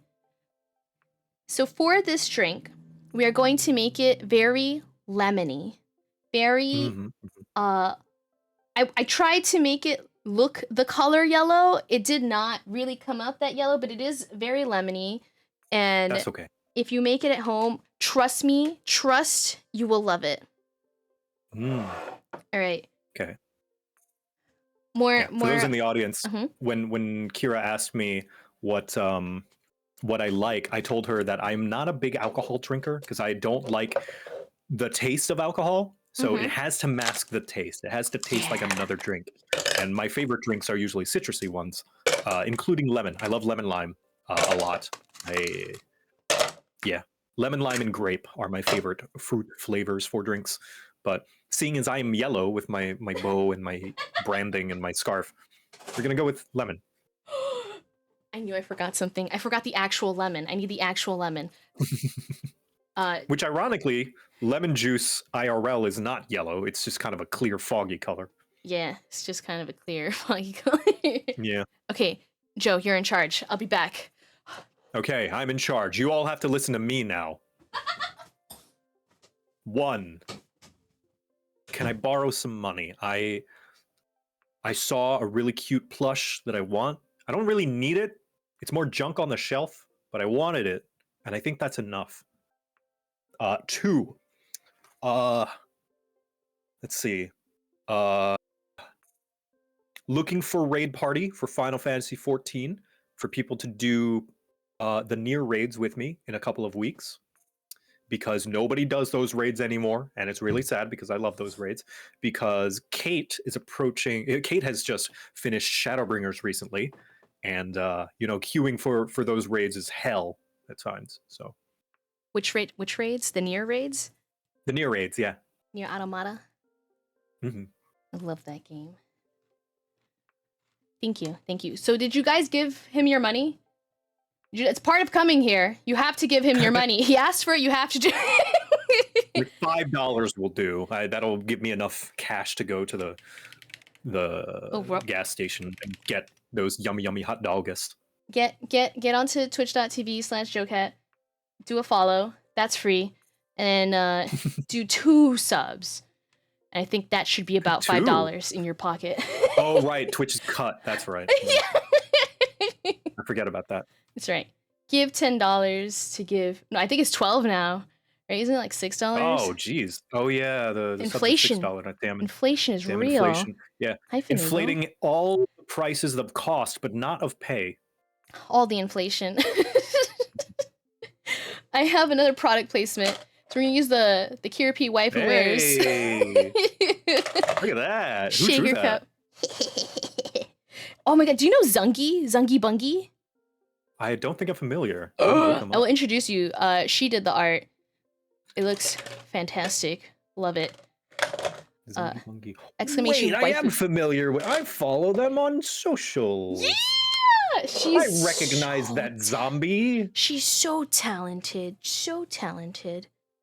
Yeah, I looked her up and saw her page, and then I saw the zombie model. I was like, wait a minute, I do know this person. Mm-hmm. All right, I got my measurement tool. My mods are always encouraging me to measure things and write the recipe down. And I'm like, I'm sorry, I can't help it. I just cook with love, you know? All right, let me see how I want to do this. I want to make this like a double serving. So I'm going to tell you how to make the Joe Cat cocktail, which you get to name, by the way, just so you know. Ooh. Oh. All right, so very important to creating this drink is limoncello, the spirit of Italy. If you ever go to Italy, there's limoncello everywhere. They love lemons. So we're gonna need 1 part limoncello. So if you're making this drink just for you, I'm making this drink for me and Joe Cat, but Joe can't drink it, so I'll drink it for you. No problem. So I'm glad you're using parts instead of actual measurements as well, because that helps me a lot more. Because I'm like, a tablespoon? I'll be like, I'll like make it almost to the top of the tablespoon. It's like, should I go to the top? Should I overflow it ever so slightly? I don't know. Cook with your heart. Cook with love. The next ingredient is Bacardi lemon rum. Ooh. Again, 1 part. So it's equal parts lemon rum and limoncello. This drink is gonna be lemony as fuck. I tried to do a drink when I was testing this out with gin, but gin is so astringent, and it was still like too powerful. So I was like, never mind, no gin. All right, so yeah, rum, limoncello. Then the other ingredient you need, and this is what I mean by cooking with your heart. We're gonna need triple sec, right? Which is like an orange liqueur.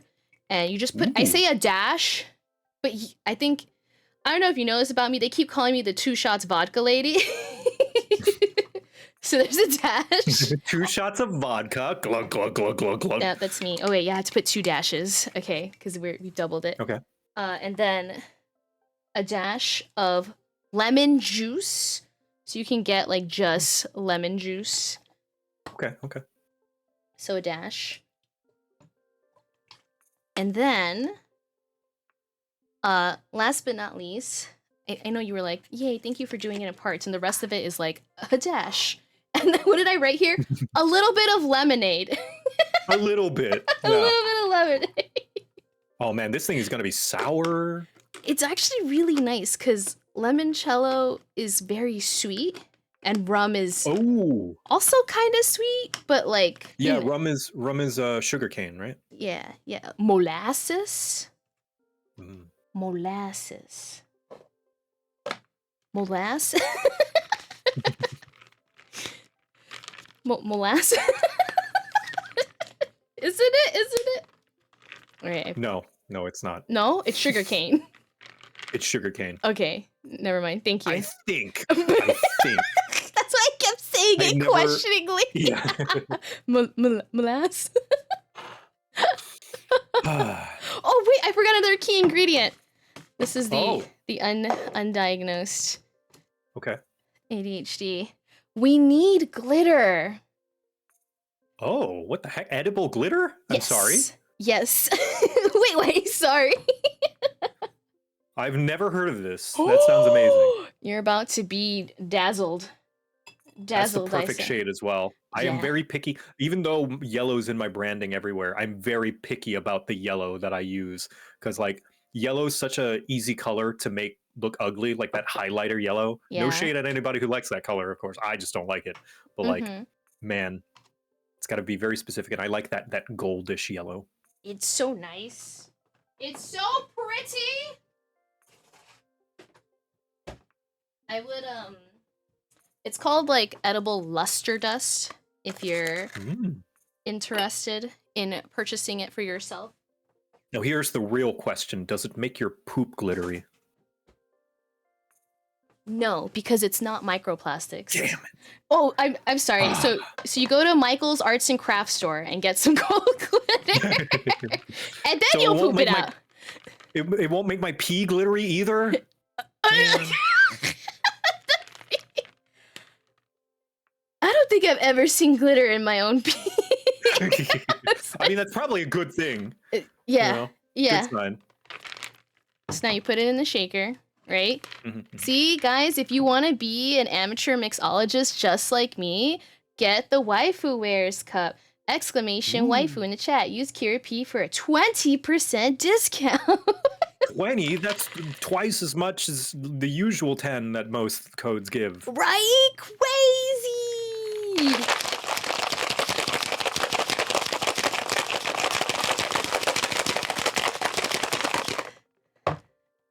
See, it looks kind of yellow, right? What does this mean? What does this mean? What does this face mean? What does this face mean? What does this face mean? No!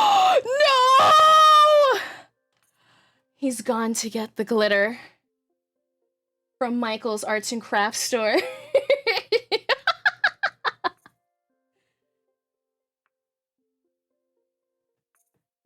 Where have you gone? It looks like a frosted lemonade. It's pretty nice. It's pretty nice. It's the limoncello colors it kind of yellow and the glitter helps. Oh no, joke gone. I gotta run down to the craft store real quick. Gone for 15 years. Yes. Not the right shade of... Oh no! It wasn't the right shade of yellow! Guys, it's all over.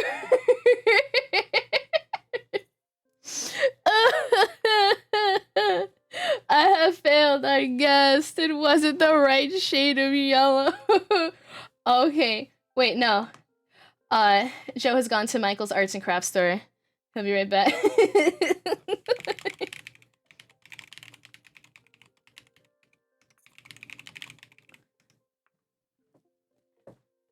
As long as it's fruity and not alcohol-y, I'm sure it's delicious. Exactly. Okay, so like I did a different recipe. What is my other recipe that I did? I'll let you know. Okay, so I did a different recipe that was a shot of vodka, right? 1 shot of sweet vermouth, right? To make it a vodka martini cocktail. A shot of limoncello, a dash of triple sec, a dash of lemon juice, and then add lemonade and bubbly, and it came out much more yellow, but it definitely tastes a lot stronger of alcohol. And so I was like, you are now I don't know about this one. Rishika Kitsune, thank you so much for the follow. Your ass is fat and your smile is fatter. Please enjoy the free follower emotes. Yeah, I wonder if I have a picture, because I was like messaging my mods. I was like, oh my god, look at it. Look, it looks so good. And I tasted it, and it's definitely like a sipping drink. Girl, hi! Let me see, where can I show you the internet? Where can I show you the internet so you can see a picture? Where can I show you a picture? Okay, can you put your feet up? There it is. There it is. See, that came out far yellower. Far yellower. And I thought that looked pretty good. What do you mean that looks sauce? Wait, it kind of looks like Liberty's drink. I try to make it look like a little, yes, less like piss. And I tried like putting the light under it, and it doesn't really help it. Now it just looks like it's white at the bottom. Needs electrolytes. So I was like, So you're about to see this next one, because I want to wait for Joe Cat to come back. Because what did you say? What did you say? You should hydrate more. Where is it? Where is it? Where is it? Where is it? Penguin said Joe rolled a 1 and Comcast rolled a crit. Potassium is an electrolyte. Add a banana. Oh, thank you. I am hydrating. Yeah, Joe Cat's gonna need a moment to make it back. But yeah, that's what it. what it looks like. That's what it looks like. All right, you can put your feet down. Yoop. There we go. Let me put these pictures away. But yeah, here's the drink. I have shaken it. It'll stay cold because there's ice in it. And I think it's time to do a ritual. All right. What do you think we can do to appease the internet gods to summon back Joe Cat? What do you think we can do? Are all your recipes on Discord? They're not, actually. Are you interested in making these drinks at home? Wait, Shooty, are you interested in making these drinks at home? Are you? Yeah? Yes? Hello? Oh! Okay, wait, okay. So, like, I have always thought, like, oh, yeah, I definitely want to make a book one day of, like, all the cocktails that, like, we've made on the Rocks. Because I think we've had probably, like, over 20 guests at this point, right? Because I do it almost every month, right? And I've had the mods, very specifically, thank you to Baby Valen, who is a mod in the Discord server, for, like, finding where I've put the recipes in various channels and Google Docs, because, like, it's really funny. On one hand, I'm very organized. On the other hand, I may have undiagnosed ADHD, so, like, not all in the same place. Some of them I've also, like, written down in notebooks. Wait, so it'd be so cute to have an On the Rocks little recipe book? Yes. I want to make it, like, digitally, and then maybe something like it could be, like, self-published on, like, Amazon, so then you could get, like, a physical book, or you could just get a digital download or some shit like that. Yeah, chaotic organized.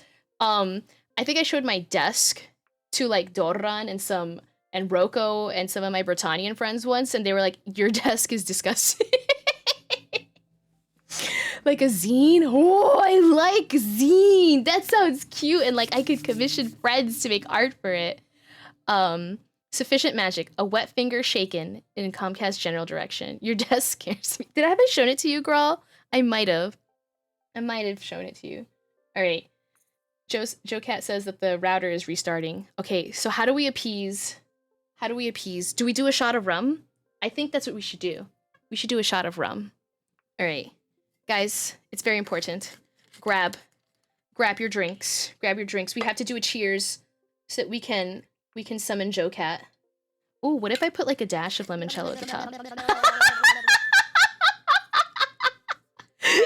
perfect. You gotta play the cup like a crystal harp to summon him. We gotta play, like, Final Fantasy music or Monster Hunter music. Wait, where's the limoncello? Where's the limoncello? There it is. All right. Summoning cheers. A summoning cheers, exactly. We're summoning. Welcome. I am a summoner, Kira P. Alright, it made it look a little bit piss-colored. I don't know if you can see that. Alright, you got it? You have your drinks. I have gamer subs. Will that work? Yes. Put a D20 in it. Do not drink. Oh my god, I don't have any dice on my desk, which is kind of crazy. Alright, you want a deep voice? Yes. We can make it even deeper. Welcome, one and all.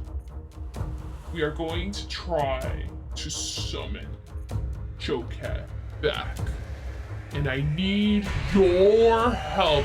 Grab your drinks! Remember what they said in Ratatouille. If you don't love it, don't swallow. So pick something you wanna swallow. You ready? I have my rum limoncello shot. What do you have?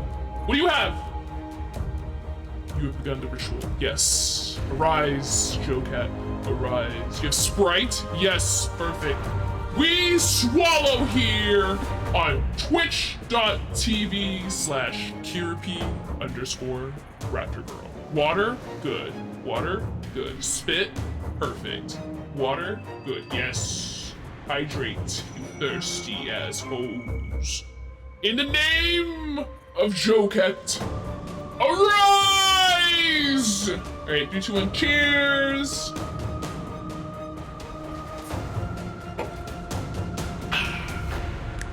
Have you swallowed? He's not here yet. Did you swallow? Everyone needs to swallow for this to work. Are you swallowing?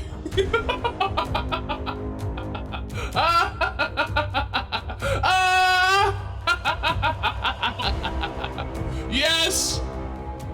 Swallow with your mouth.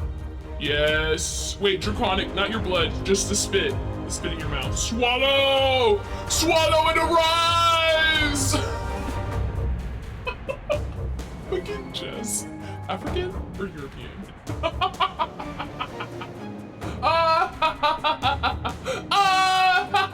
Girl! You're the problem! Swallow! Yes, Mandy May.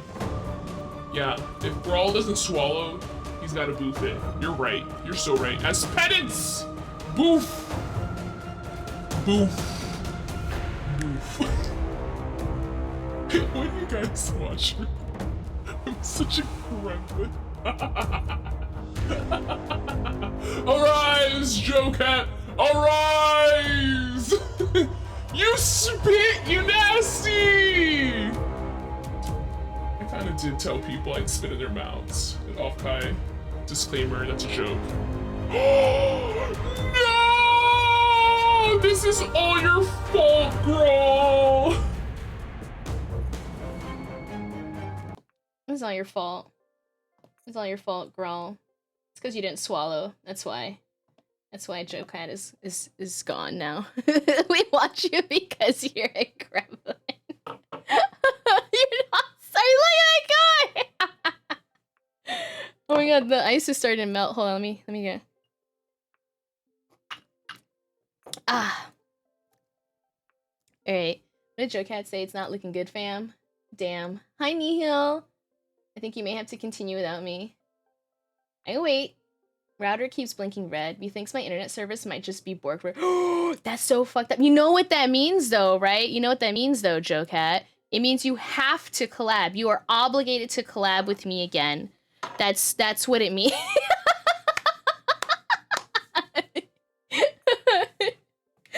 Are you able? Let me see.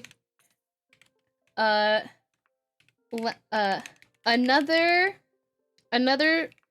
potential solution.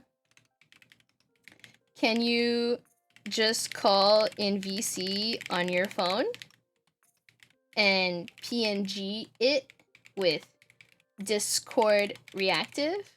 Hello, hi, it's me, Kira P, giving live tech support. Live tech support right now. It's Law Kira, Ara something, a special something. Well, if you take away the eye away from Arise. No! Those are not dog butts! It's a deer butt and a bear butt.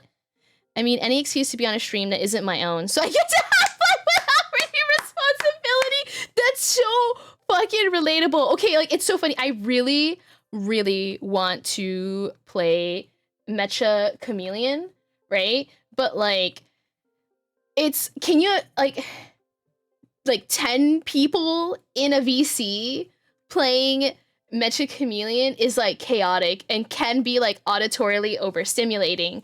I would love to host one, but I'm like trying to figure out the logistics of like trying to do that and it be fun to watch and fun to be in the call, right?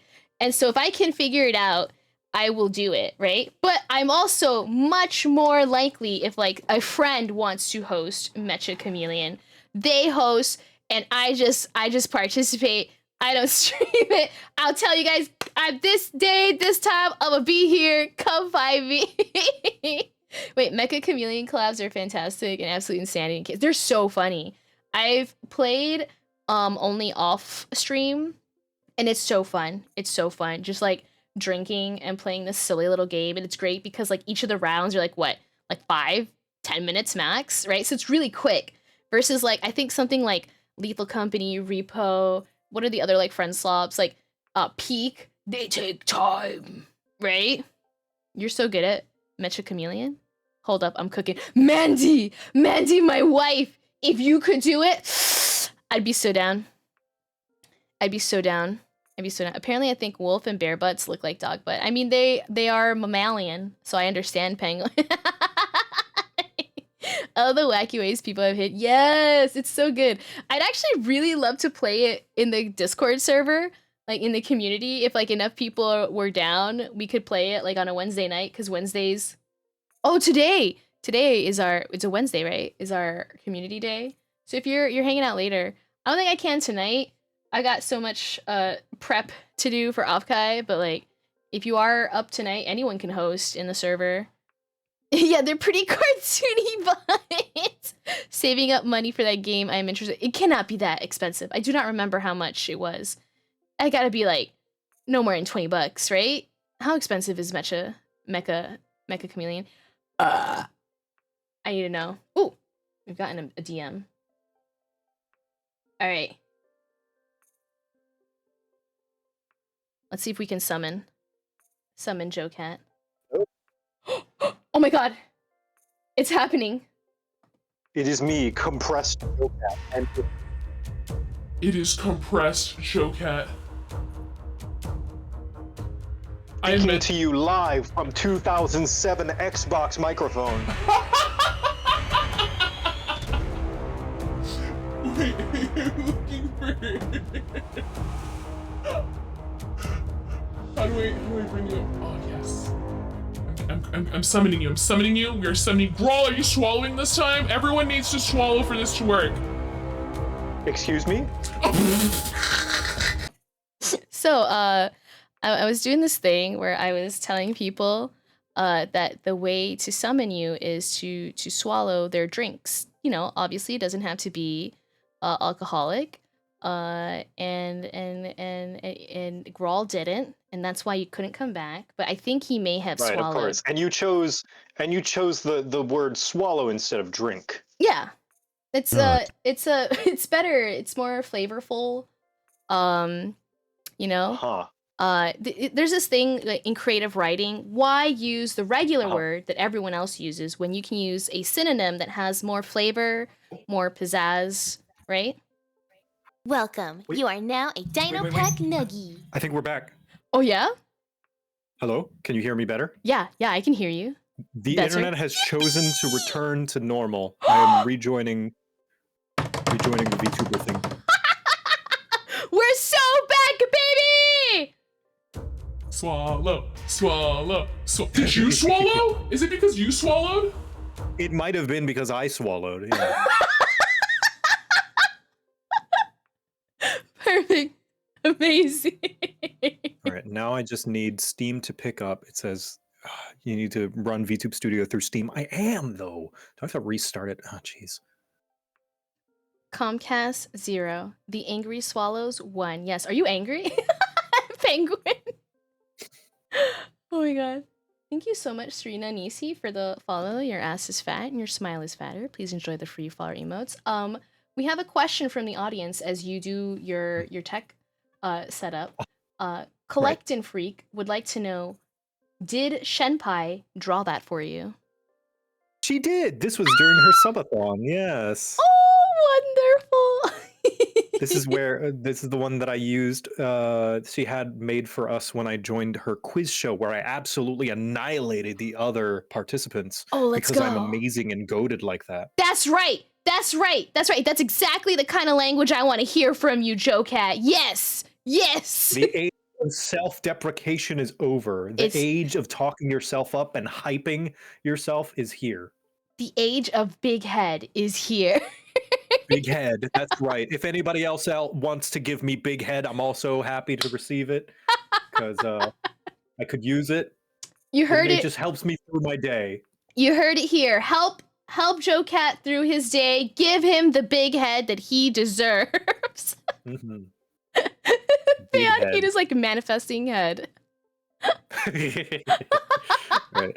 I am restarting Steam right now because apparently Steam also borked when I got randomly DC'd because my those of you who have times of the month, my router did the equivalent of when you sneeze and you're like, oh no. Oh no. Yeah, and you're like, what's in there? I need the toilet now. This is very relatable. I need to go check the collateral damage. Yeah. Mandy, Joe Cat needs head, only swallow. I love you, Mandy. Okay, well, while Steam is taking its sweet time, I think we can just get the show back on the road. because I worry about wasting too much time waiting for this. You're so good. We'll just keep going. You're so good. All right, I'll work on the other parts of the drink so you can see when we pour it out and how magical it is. All right. Nice. All right, so we're gonna need a lemon. Mhm. I got the fattest lemon that I could find. Nice, It nice. is beautiful and large, and we shall slice it down the middle. Okay. Oh my god, I was telling everyone to swallow, and fucking Tea Time Jess was like, African or European? How do you know so many things about swallows? Schmitty's like, what is the airspeed of an unladen swallow? Oh my I god. don't know that. Alright, I'm gonna cut a very thin slice of this lemon right from the middle. Oop, I fucked it up. Okay, grab the other half. Alright, we're gonna one more time. We're gonna cut a really thin slice. No, I think that Welcome. makes You it are more now a authentic. I'm just, Dino Pack Noogie. making it a little fucked up, a little just slightly unpolished. It's no, this is the age of big head. Hey, big head doesn't necessarily mean completely ignoring your flaws. All the more, I think it's important to acknowledge your flaws so that you can improve upon them and get big head. Oh, that's true. That's true. Wise words. Wise words. Oh wait, I'm gonna need a cute toothpick. Do not praise the man who has never made a mistake. Praise the man who has made many and improved upon them every single time. Is that a copy pasta? No, I don't know. I thought it up just now. Oh damn, you're like wise. Thanks. It's because I'm stupid, or most of the time I'm stupid. So another flaw I've had to improve upon in my years. Oh my god. So you take the single slice.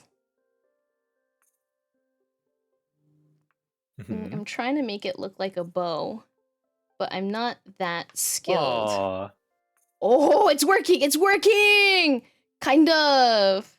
I don't know if you know this. I've done this show with a bunch of different like friends and acquaintances, and very often they like, depending on how unhinged the person is, their drink reflects that. So there's a really lovely creator named Liberty, and they are an artist, and they really like Glizzy Goblin, and so I made a straw out of a hot dog and put it in their yellow colored cocktail because they definitely don't love to make jokes about drinking piss, you know? I see. It's pretty cool. Joe Plush of the stream, what is your wisdom? You've heard it. You've heard so much wisdom today. I can give another wisdom. Let's see. Oh, yeah? Dandy.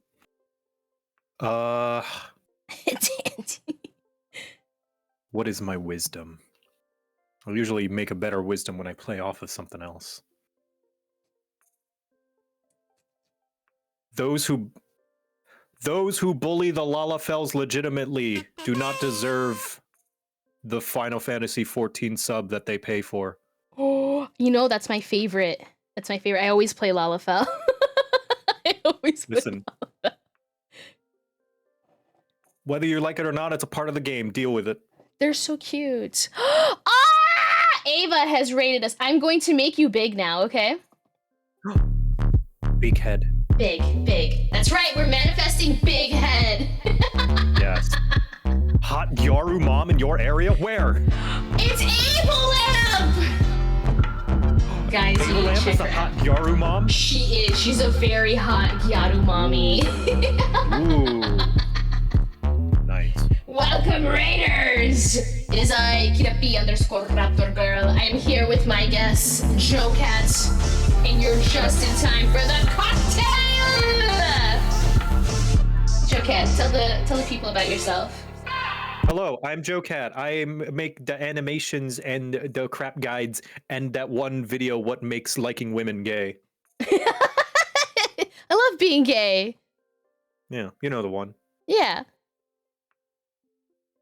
Ava, I hope you had a wonderful, wonderful stream. Thank you so much for raiding in here, bringing your community here. I love you. Love you so much. Being gay is amazing. Oh my god, Slime Girl? Yeah.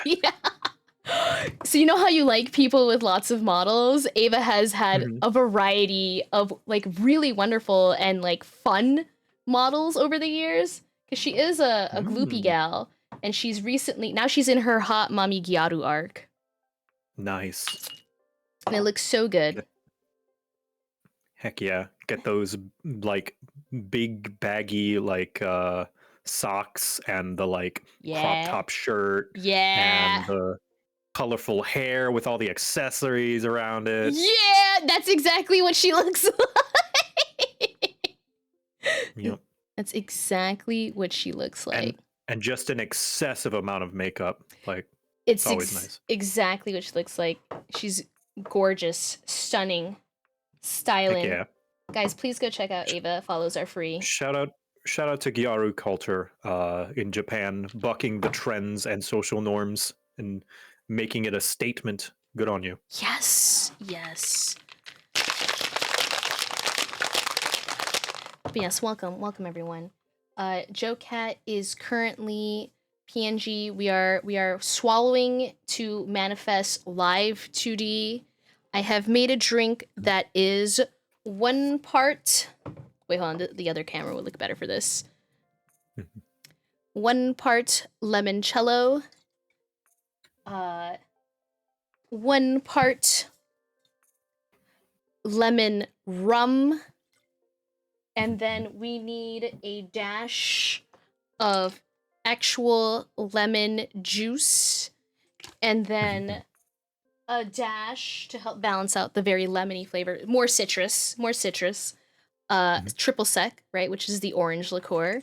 And some lemonade. Lemonade to taste, honestly.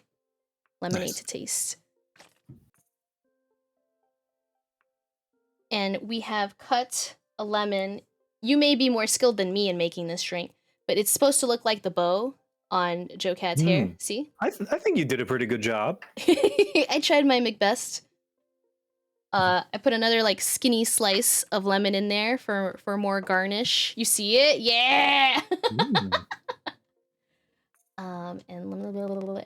And we need one more thing. So I actually I know you've done like the crap guides for D&D, Monster Hunter, Final Fantasy 14, but Final Fantasy 14 is the association I have that is like strongest for you. So you know that really sexy rock who tells you you're the chosen one? Yes. Yeah, you know, she should be on everyone's Hear Me Out cake. So I have acquired an Aether reminiscent rock candy lollipop. Ooh. Yeah, for Crystal something that Mommy. I definitely didn't see earlier. Yeah, you definitely didn't see it earlier. It's such a surprise. Such a surprise. So we're putting that's really good. Yeah. Are I you able to especially see like it? because yeah, I can see it. I'm watching the stream on my phone. Oh, perfect. Yeah, I especially like the color that what a coincidence that this kind of like very light sky bluish cyan turquoise is kind of the secret tertiary color for my branding, where like it contrasts nicely with yellow, so I often use it as a background color. So yeah, it works out. And then we pour the concoction in. Ta-da! Ooh. And it's very glittery, very lemony. Yeah, I love it. And then we put the bow on top. Let me show you the above view. Right? You get served this at the bar. You get served this at the bar. It is the Joe Cat special. Yay. Yay! My good sir, what would you like to name your cocktail? I already thought it, like when you mentioned naming it, I already like brainstormed and I know exactly what I would name it. I would name this one the Side Quest. The Side Quest. Let's go. Mods, write that down. Write that down. Help me. Write that down. This is Joe Cat Side Quest. Yes, I would like a side quest, please. And then they hand you this drink. It's a little drink, you know, not the thing that's gonna knock you on your ass. Just get you maybe a little bit, you know, started. Yeah. I think when I first started doing this series, my drinks were literally just liquor. And 1 second. There's someone at the door. I am so sorry. I need to go answer this. grab him! Grab him!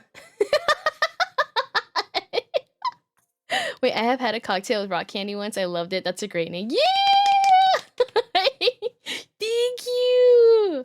Oh my god. Yeah, oh, it's gonna taste so good. Wait, do you think he'll mind if I just do a little pre-taste? Oh, that's so fucking good, guys. I feel so big-headed. Wait, this is the age of big head. No. This came out delicious. What's up? Oh, sorry. 1 second. Let me. No problem. This came out delicious. Wait, I need to take pictures. That's right. Hold on, where's my phone? Sippy, sippy, sippies. Aw, man. I've never, like, fucked with limoncello before, and Okay. Yeah? Good news. Yes? Internet person has arrived at my house Whoa! unprompted. So they are going to go fix that. So yeah, something must have exploded or something. Oh, shit. I was gonna say, like, you have them on call? Damn, you're No. powerful. Nah, the fact that they arrived unprompted without me calling them means that something horrible must have gone wrong. I'm so sorry, and I hope that it gets fixed, because, like, you know, Yeah. like, fuck my show, but, like, living without internet is rough. Yeah, well, maybe finally it'll mean that I'll finally like focus on my work that doesn't have anything to do with internet instead of like goofing off and playing Final Fantasy. I feel that. I feel that. Mhm. I feel that. Anyway, did you have a taste of the drink yet? No, I definitely did not. Winku. Do you have something to swallow, Joe Cat? I do. Perfect. Everybody, do you have something to swallow? Dino Pack Nuggies, everyone, Dr. Chat. Get ready. What would you like to toast to? I say toast to this is such a weird thing to toast to. I toast to mature adults who know how to talk about things privately and work things out, and talk about their feelings in a mature manner and focus on work together against the problem, not each other. Wise words. Wise words from plush Joe Cat in the corner in the big head arc. Let's go. 3, 2, 1, swallow! I'm gonna tell you right now that slaps. It's so good. It's so good. How much of the alcohol taste is still in it? Okay, so I'm biased, right? Because Mhm. I like alcohol and I don't taste it as much anymore. Like, I have a friend, gotcha. she had Captain Morgan's rum and she's like, oh, it burns so much. I was like, it burns? But Yeah. I usually have somebody else also taste these and they said it just tastes like juice. It's so good. Okay, that perfect. I love it. Yeah. That's the kind of drink I want. Yeah. Because I did a different drink. Like, I usually do like 2 to 3 different like mixtures when I'm like mixing my potions to figure out what to make. And I force my roommates and friends to like sample them. They don't complain. They get free alcohol. But Nice. like I asked, because I made another one and it was like heavier on the vodka and stuff. And they're like, oh, you could taste the vodka. And I was like, okay, maybe let's not do that. And I had made one with gin and I was like, oh, you absolutely can taste the gin. Like, let's not do that. So this is like the 3rd try. And when I fed it to my friends, they're like, oh no, this one is really nice. Mhm. I could drink this all day. And I was like, we did it! Yippee! Nice. Hell yeah. So I'm going to ask you a question. Are you up for playing Assumptions while on your phone? Sure, yeah. Well, actually, I'm not on my phone anymore. You can hear me better, right? Yes. Yeah. For some reason, everything else, including Steam and web pages, are not working, but Discord is. The one time Discord is actually working better than everything else. So, yeah, we can play Assumptions right now. Hell yeah. All right. Let us continue the show then. So, the way Assumptions works is kind of like Never Have I Ever, but as we discussed before we went live, I have learned that a lot of us have experienced a lot, right? We're not in college anymore. And so instead of playing Never Have I Ever, we play Assumptions. I think they play this on like Game of Thrones as well, but it's like you make an assumption about someone. So I can say something like, I assume you know how to swim. If it's true, you drink. If it's not true, I drink. And we just take turns. All right. Okay. Yeah. So, yeah, let's just go with that one. I assume you know how to swim. Yeah, I know how to swim. Hell yeah. Take a drink. Oh yeah, what are you drinking? Also a lemon lime drink. It is a mixture of clear American lime. It is a sparkling water with 0 calories, I believe, or like very, very little, if that, mixed in with just a generic kind of drink mix squeeze. You know, those little like bottles of lemon, and so I am also drinking a lemon drink. Oh, nice. We're on theme. We're on theme. Let's see. I assume you have been in a management position before. Management position? Like my job title is management? Not necessarily job title, but you had underlings under you that you had to give assignments to. Yes, I have had minions before. Cheers. I will take a drink. I have worked in a university setting in which I was given like student workers to tell what to do. Yeah, there you go. Oh, technically my mods. Wait, do you guys feel like minions? Freak said that's her. Now we are the minions. Okay, so the mods agree. There you go. Hey, I assume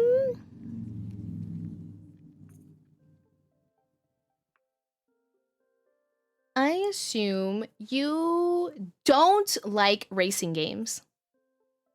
You would assume wrong. Wait, so that means you really like racing games? Are you Mario Kart fan? Cheers, I'll take that drink. I do like the occasional racing game. Yeah, I'm not a racing connoisseur, but I do remember one that notably I played a ton of when I was younger was Midnight Club 3 Dub Edition.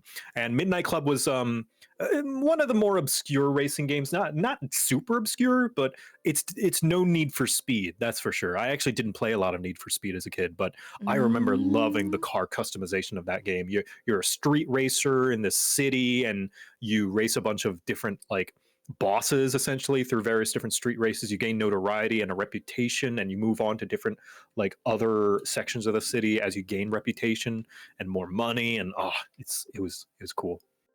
Hell yeah. Val says that Midnight Club was a cult classic. Yes, it has a cult following. Smaller. Like I said, it's no Need for Speed, but it was fun. And there were some banger tracks on the radio as well. Oh, hell yeah. Nice. I assume... Let's see... This is interesting for me because we don't know each other very well. So I'm just like so excited to know like what you think about me.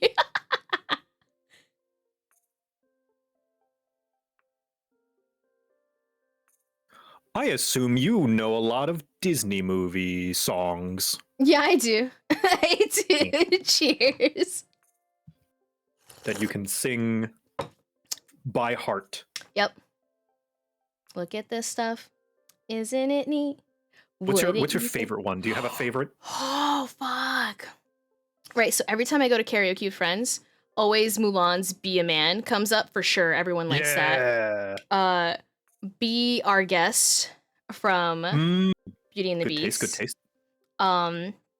If it's like ballad time, the Now I See the Light from Tangled. Oh. That one is good. Frozen, Let It Go, classic. We all have to belt that and destroy our throats. And then I don't sing it, but I have a really good friend who always sings that song from Aladdin when the genie first comes out of the lamp. Oh, yeah. Never Had a Friend Like Me. Yeah. Never Had a Friend Like Me. And then also like Prince Solid, la, la, la, Glorious He, la, Yeah. la, la, right? I like doing the backup vocals. Yeah. That was really fun. And then the same thing for Lion King, Be Prepared. I like being the hyenas while somebody else Yes. sings. So Ha ha. yeah. It's yeah. Disney songs are really fun to sing at karaoke. So yeah. Do you like Disney songs? I do like Disney songs. I used to listen to them on Pandora radio all the time in college, like whenever I would drive to the grocery store or driving back home. So I'm a big Disney consumer who does not give them much money anymore because Disney. Yeah. Fair. It's more like But nostalgia. I do acknowledge that the people, the normal human people who aren't sitting at the top as corporate suits that work on the movies are still extremely talented and wonderful artists and musicians and writers. Hora says hi. Hi, Hora. Hi, Hora! Wait, so what's your go-to? What's your favorite Disney song to sing? Ooh, geez. I like the ones that are easier to sing that don't require you to have like strong vocals. So I like Be Our Guest. I like Yes. I like Friend Like Me. I like You're Welcome is a pretty easy one to sing. That one's good too. From Moana, right? Yes, correct. I don't like the ones that I have to hold a note. I'm not very good at holding a note. Like, I'm the kind of singer, if I hold a note, you can very clearly hear me start to drift off key. So I try to avoid those. I think that's the fun part about karaoke. Like, No, for sure. Mhm. It's like karaoke should be fun, but for me, that's not fun. Like hearing my own, like it's a hang up that I need to get over for sure. Mhm. But as it is now, it's not fun for me when I can hear my flaws very clearly. No, that's fair. That's fair. I get that feeling, and I think like I've accepted it. So I love singing karaoke, and I love fucking it up at karaoke. So I do this thing that my friends hate. Cause I'll like Snapchat record, cause I don't want to keep it, right? Cause it's embarrassing. But we're all drunk, we're doing karaoke, and I Snapchat record us like singing in chorus, like a Disney song or whatever. And then you look at it the next day when you're sober, you're like, oh my god, we sound like a bunch of drunk people singing karaoke. But I don't know. I like cringe. I don't know if that has come across yet, but I do. I really do. No, I'm not strong enough. Hi, Suki. Okay, wait. So, it's my turn because you asked me if I enjoy Disney songs. I am a major cringer. That's right. Let me see. I assume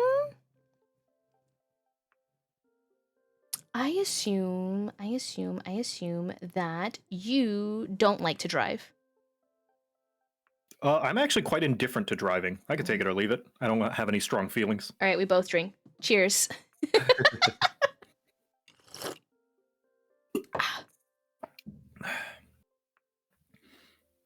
I assume you. I assume you did serious cosplay in the past. When you say serious, how serious are we talking? I'm saying like dedicated full time, like this is my day. I'm making this costume and that is going to be my week. And because I'm dedicating my time to it. Yeah, I think I'll take that. Cheers. Like it's like I'm able to, because I don't have other things going on right now, like work that would cut into it. So I'm able to dedicate a whole week to this cosplay. In high school, I did. Yeah, there you go. I started going to anime cons in high school, and the very first time I ever went to one, it was a magical experience for me because like I've always wanted to cosplay, and I've been a huge weeb forever, right? And to like actually see it in the flesh was really magical for me. Like I think the very first con I was able to go to was MegaCon in Orlando, Florida. And that's a big one. And I went in and there was the most beautiful, gorgeous, buff man dressed up, I want to say, as Chobits. And I was like, Oh, classic. yes. And I was like, I love this place. Immediately, like, converted. I want to go to cons forever. And I saw so many, like kind of like not as great cosplays, also very amazing cosplay. Like the whole, like I told you, like I love cringe and I love people being like unapologetically like passionate about the things that they like. And so like I was like, oh, I could get into this, because I literally did like a closet cosplay because like my parents didn't understand what I was into. And so I just put a Christmas bow on a white polo, and I wore like a blue skirt from like when I went to Catholic school. And like I was like, I'm in a sailor uniform, you know? And then eventually in high school, I learned how to sew in order to make my own cosplay. And I was I think I somehow convinced my friend's mom, who was a seamstress, to help me make May from Guilty Gear. And so I had everything made from scratch. I had shoe covers, I had the whole outer layer, I had the hat. Like I made a giant anchor out of styrofoam. Nice. So like it went from like closet cosplay to like, yeah, the whole 9 yards kind of thing. So yeah. And then whenever somebody crossed your path, you would shout "Totsugeki!" and then like you would hit them with a dolphin, right? Yeah. I even bought a dolphin plushie that was large, so I could Nice. carry it. I don't know that I necessarily shouted that yet, but Oh, well, that's not authentic then. oh, I mean, I did. I totally did. Yeah, I totally did. You know what? I'm just misremembering. Press X to doubt. Guilty high. This is Joe Cat's side quests. It's half limoncello, half lemon rum. You put a little bit of triple sec, lemonade, and actual lemon juice in it with glitter. Pretty good. All right. I assume you were in the anime club when you were in school. I was not actually. What the heck? I'm doing all this drinking. Shit. There were not a lot of clubs at my school for me to join, and also I was the kind of kid that just didn't do anything. Like I didn't participate. You know, I was very much wallflower, and just like if I was not invited or pushed towards something, I wouldn't do it. Not that there even was an anime club to begin with, but yeah. Oh shit, hi Phantom. So here's me being cringe, right? Like Horace said, I'm the cringe master. Right. I and some friends started the anime club at our high school. Nice. And then the club president, so it was like me and some friends, but definitely like a couple, like this girl and this guy, they definitely spearheaded it the most. So we did a democratic election, and I don't know why we did it this way, but the girl got elected and the guy didn't. And I think the guy and his like close group of friends resented it because they wanted him to be president. And I was like, if you're already romantically involved and making this club, you should have just been co-presidents. Like, I don't see, like, we don't have to actually do things democratically. We do whatever we want. And then their like drama of like their relationship made it so like they didn't actually do anything with the anime club. And so I was like, hi, I'm going to stage a coup because our president and her boyfriend just aren't even around anymore.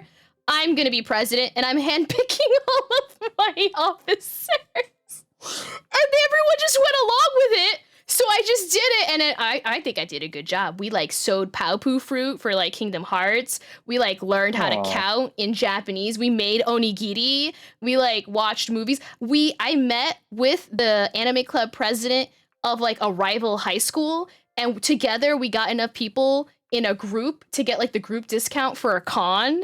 I was like, I'm getting shit done. Yeah, that's the kind of anime club that I wish I was a part of, because that sounds like a lot of fun. Everyone, we're forming a line, and I'm in front this time to meet Joe Cat. Thank you. I told you, I don't know why I'm this way, but when I see something not being done well, if I'm able to, I'll be like, hey, let me step in and make this a little bit better. No, same. Me. That was literally what spawned the Crap Guide series. Is I was like, no, these guides for Monster Hunter, they're fine, they're detailed, but they're so gosh dang long and boring. Like, all respect to the people who have laid the foundations that I stand on. I Right. stand on their shoulders. My God, if you're not already into Monster Hunter, they are just so boring. Like, no one's gonna want to watch that. That's fair. That's fair. Only like the most dedicated, you know? Yeah. Yeah, so you help make it a bit more accessible because even if you didn't like super hardcore play Monster Hunter, you're like, I like this. This is funny. I enjoy. Yeah. Yeah, exactly. Do you see Mandy in chat? Mandy, I was talking to Joe Cat earlier about like, okay, let's talk about how we met because I want to know your perspective. Because Mandy was there. It was me, Mandy, and another friend of mine, Momo Plush. Because I told Mandy I need to go meet Joe Cat, and she knows like I was excited to meet you. And she helped me find you. I think she spotted you first because she's a tall, gorgeous woman. And so she watched me do the thing where I was like, excuse me, can we make a line?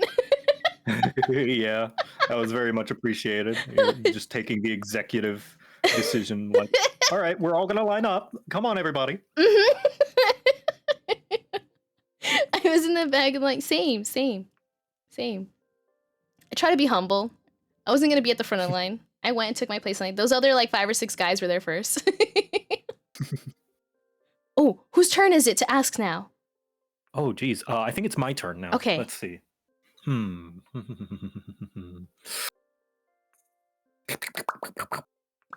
I assume you fucked up a collab real bad once. Real bad ones? Yeah. Like there was a collab with someone and you fucked up. Like either it didn't happen or it just went wrong or it just was like, this is not a very good stream. I have Freak is here. Freak once had a birthday stream. And you know, I try to be more careful with the way I give advice when it's not asked for, right? He was doing a tier list. I did not know this was a tier list that he was just doing on the fly. Shut up, Freak. I did fuck up your tier list. I was going to join the call later, right? But I was I was in the chat watching Freak do his birthday stream. He was doing a tier list, but he was like manually adding the pictures in one by one, right?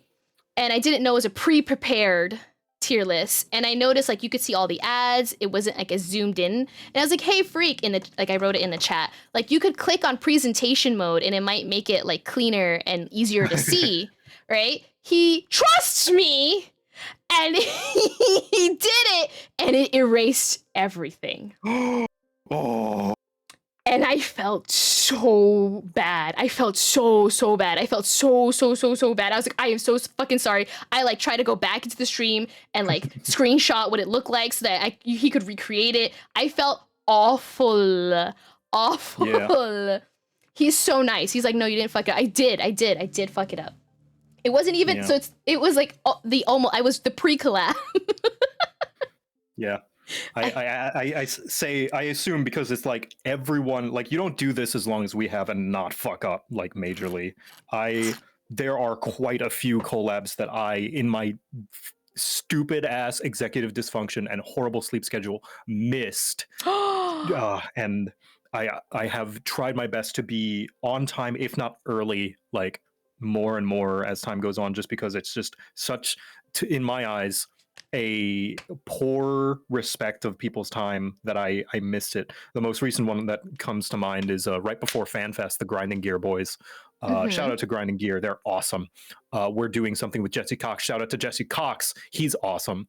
We were going to do the Endwalker Deep Dungeon, and I overslept and missed it by an hour. Yeah, that feels awful. Hi, Star. Yeah. That feels awful. Yeah. We've all been there, and that was my most recent big fuck up, and I'm probably gonna fuck up again in the future because I'm human. But yeah, that's fair. Hi, GPS. No, I think it's like we are only human, and I think when you fuck up, what's important is what happens after. right? Exactly. Because like I've had collabs before where people like don't show up when they're supposed to show up, and like just never address it, never apologize, never like, right?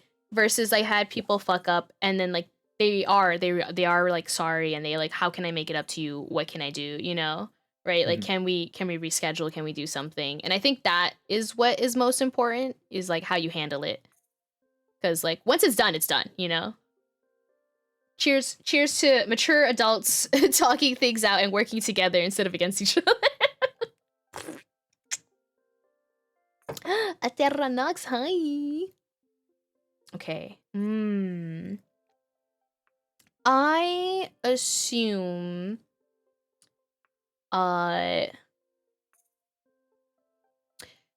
you have gotten a bone. Instead, I just do the thing that needs to be done.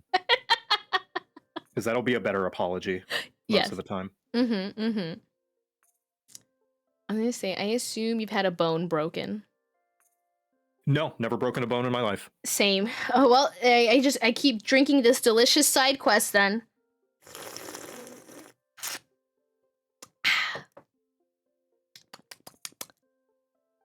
Man, I can't get any of these. Have I gotten any of these?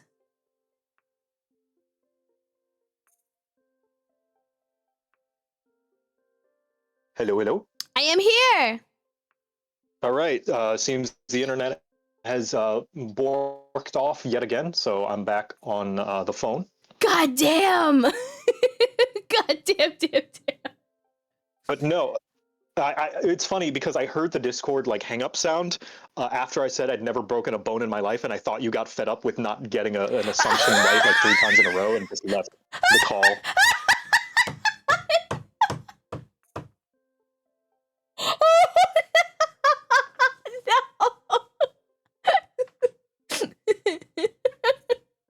But I'm glad that's not the case. Honestly, never have I ever had the internet fuck up on me 3 times in a row in a collab.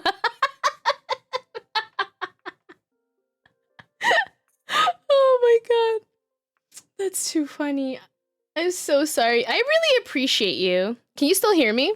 Oh, yeah, I can still hear you. Okay, I was gonna say, I'm saying like, I really appreciate you still sticking out through this, because like, at any point, if you were like, dude, this is so stressful, I'm so sorry, I'd be like, you know what, you're so fine. I'm just gonna keep sipping my drink.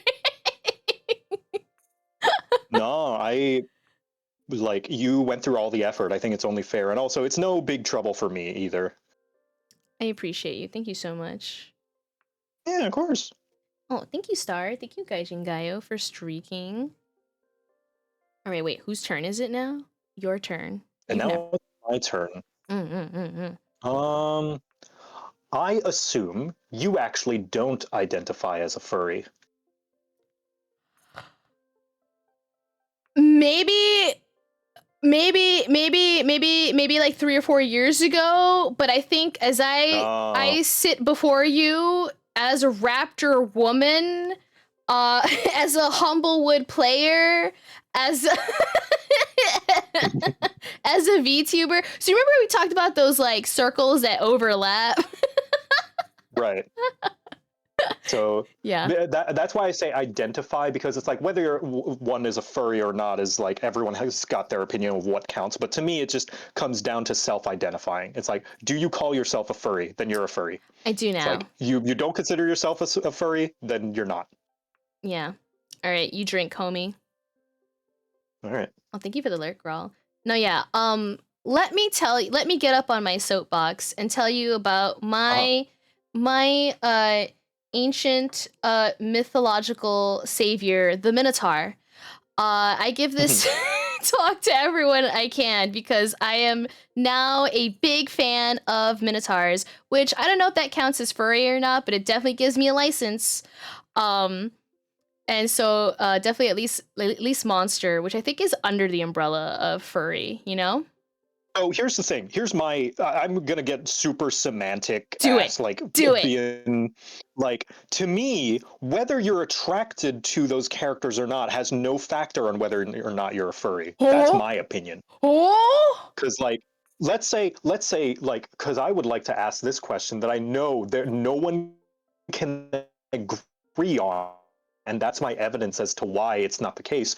If I have a persona that is just purely human, just a human character, not furry, and not anthro whatsoever, Mhm. but I am attracted or enjoy furry characters, does that make me a furry? Right? What if, Mm. and in the reverse, what if I have a fursona, but that's all I have no interest in Simba. I don't care about Lola Bunny. I don't care about any of those characters like at all. If anything, I dislike them. But I have a fursona. Does that make me a furry? Right? Oh. And I know that no one can agree there. No one's going to. No, Everyone's going they to have a different can't. answer for that and have their own personal interpretation. So I think that is evidence enough that it comes down to self-identifying. To me, that means it is self-identity. Cause I would argue they're You are a both furry if you different say you are. flavors of furry. It could be. Yeah, could be. Kind- I'm not saying like all of this. I am not the rules maker as to what is or is not a furry, but that's my belief. Okay, because like I feel like Veon Hidu brought up an interesting like potentially related thing, like sexuality versus gender identity. So it's like your furry sexuality versus your furry identity, right? Because like say how could we equate that to like being queer, right? Because like I could be queer, right? But someone straight is into me, right? Does that make them queer? Right. It's a good question. Something Mage Kai said, to me, there's a difference between enjoying anthropomorphic characters and participating in furry subculture. But even then, like, what if I participate in furry subculture, but I don't have a fursona? I just go as me. I have furry friends. But, you know, like, I feel as though everyone draws their own line and their own circles as to what it means to be a furry. And to me, that means it's anything, which is nothing, which is just if you say you are. Especially with something that's so fluid, right? Because there are so many like levels and layers of furry, right? Because like, do you only have the ears or do you have a tail? I've been considering having a tail, but then again, that's a spectrum. Is like, Yeah. If I were to go to a furry convention wearing cat ears, am I a furry? Is this a fursona? It's mostly human. Is this a fursona? Most people would consider cat girls not on the furry spectrum, but some would. You know? Yeah. Mage Kai wants you to get a tail. Yeah. I have considered it. Hey, tails are pretty we've all fun. seen we've seen those anime designs, and of course the Monster Girl Encyclopedia, where it's like, this is not a monster girl, this is just a girl in cosplay, and people would spitefully call those not furries, you know, just because they're very human. You're And not again, hardcore somebody else enough. would be like, no, it is on the furry spectrum. Right, Yeah, like how much are exactly. you gatekeeping being a furry? Yeah, which is why, to me, I am anti-gatekeeper. I throw the gates wide open, and it's like, whatever you say you are, man. I think I kind of agree with that, because you could be what is considered like furry light, right? And if you want to call yourself Yeah. furry, I'd be like, yeah, man. Yeah, whatever you say. It's adjacently, like, we don't need to get into the details of it, because it's like, I am a straight cis man, so I am by no means the expert on this.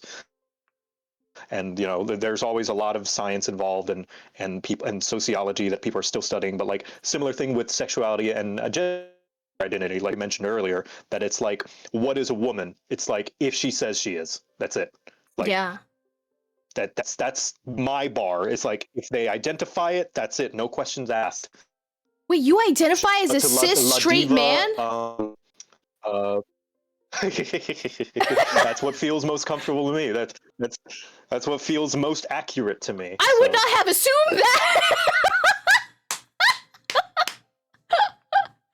Oh. Like, are you being for real right now, or are you just doing it for the bit? No. I definitely thought you were some flavor of queer. I saw a picture that Well, apparently I do have a shouldn't lot of talk queer about. friends. I do know that like a lot of people would consider that I participate in queer adjacent things or like consider me queer adjacent in my behavior. Mhm. But to me, this I don't know how extreme this is. To me, there are stereotypes, but in the all full seriousness of it, behavior has no sexuality. Behavior has no identity. Because for every, like ooh soft set femboy that we see out there, there's also, the ones that do not fit that mold and do not fit into that box. Like Fair, to me, fair. anyone can be anything. That's true. That's true. Like there are trans women that I know who want to go high femme because that makes them feel the most comfortable. When they don't, when they try and follow through, it gives them gender euphoria. And I also know trans women who are not don't have any qualms about being a bit more butch and having a bit of masculinity, thing that may cause other trans women some dysmorphia, or dysphoria rather. I never know which one's which, but I think it's yeah, dysphoria. like it's something that I discovered, making a lot of trans friends, that some people are like, no, I don't want any part of my previous gender to show at all. So I'm going all in. I'm doing all of the HRT and the voice training and all that. And just as many times, I have other trans friends that are like, I don't really care. I'm okay with my voice. I know what I am. I'm not going to let like the social expectations define what I am. Because then there are people who aren't trans and don't embody like the stereotypical gender role of what their gender is, and they don't care, and some of them do. Exactly. So Yeah. There are, I said this on Blue Sky before, there are cis people that don't pass, So True. if, we're opening up the idea that, like, of course, passing, I put big air quotes on that, like, because that is also a social construct as to what passes or what doesn't. Yeah, There yeah. are cis people that do not traditionally pass as their gender, as some of the audience may have considered me as well. Like you, like, and I'm not saying this as a slight either, that you thought I was, queer, like gender queer or in some way, or maybe sexuality queer. But it's like all the more that I think it's important to push this idea that there are no rules as to what you need to do for your gender or your sexuality, because it means that people like me can be themselves and not have to worry about that. Like, Yeah. of course, not to say that cis straight men are oppressed in any way, but like helping queer people helps everyone, because it gets rid of those expectations, it gets rid of those boxes, and Yeah. it just allows us to breathe a little bit more easily. No, yeah, I agree. And I think it's, it's just a testament to like you not feeding into like the toxic masculinity, right? Because there are definitely like a lot of men who feel like they have to present a certain way. And the same thing, there are a lot of women who feel like they have Yes. to present a certain way that may not necessarily agree with how they actually want to present. And if we didn't have these like weird societal Yeah. pressures, people could just be themselves and like whatever makes them happy. Yeah, exactly. Yeah. Exactly. Yeah. I think a lot of things boil down to like, if it doesn't hurt anyone, why not just do it? I feel like Exactly. and that applies to everything. That applies to whatever you do with yourself, whatever you do with other people. As long as everyone involved is like consenting and you're not actually hurting anyone, like why not? Why not? The only person you need to ask for permission is Hildebrand Manderville, because he should get involved in everything in your life because he's great. Wait, who is this person? Oh my god. Okay. For foundational questions, how much of Final Fantasy XIV have you played, Kira? So I got up to, okay, spoiler if you haven't gotten into it, but this game has been around for forever now. When that elf died in the dragon Haurchefant, when Haurchefant died. Oh, so you're in Heavensward. Okay. You and I demand to be present when you do so. You need to do the Hildebrand quest line. Oh, is she the one who's in charge of like the people with the boats in the main one of the main cities that's naval? No. I'm Hildebrand Helidor Maximilian Manderville is an investigator and a gentleman through and through, and that's all I'll say. Oh. Oh. Yeah, I need to get back into it. I really And want I- to. Yes. Should you ever do the Hildebrand quests? I'm not kidding. I demand to be there. Okay, I will let you know. I will let you know. Am I at that point? I Am I love those able quest to? lines. Am I able to do those quests yet, or where do I have to be in the story to Yeah, access? you've in order to access the first set of Hildebrand quests, because there's a set of Hildebrand quests for every expansion except for Shadowbringers, you just need to beat A Realm Reborn. Oh, okay, yeah. All right, yeah. Mage Guy is like, I need you to watch Joe Cat's Let's Plays.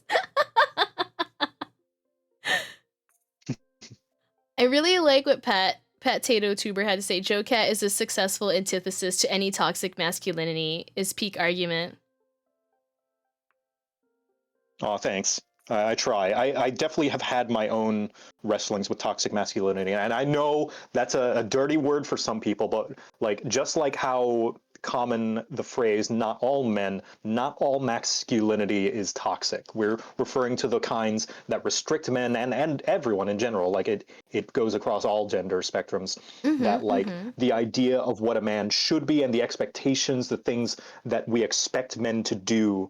Or else they are not considered "quote unquote" real men. Things like suppressing your emotions, your wants, the more delicate things that they want to do because they're not manly. And I have definitely done a lot of work on myself and had a lot of missteps, and there's still some underlying kind of, like just deep-seated, deep-rooted behaviors that still crop up every now and then that I have to keep in check. So it means a lot that when that's acknowledged, because it is a lot of work. And shout out to my fellas out there, both cis and trans and all in between, that have to wrestle with the expectations of men. Yeah, I think it's something that Sometimes we.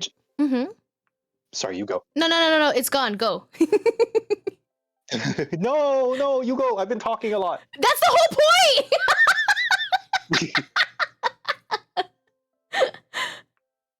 Do you remember what you're gonna say? I was just Say gonna say sometimes we men just want to be the pillow princess. Sometimes men want to be the ones, carried bridal style, and sometimes men want to be the one to just kind of sit in the side seat and passenger princess around and just let everybody else take care of things. Is that so much to ask?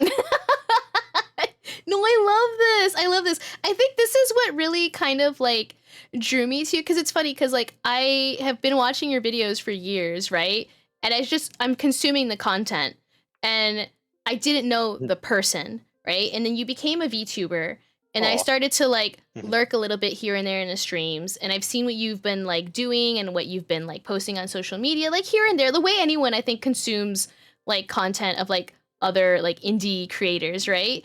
And then I think it really hit me when I met you at TwitchCon, and I was like, this is like a really lovely person. Like you are just a really lovely person.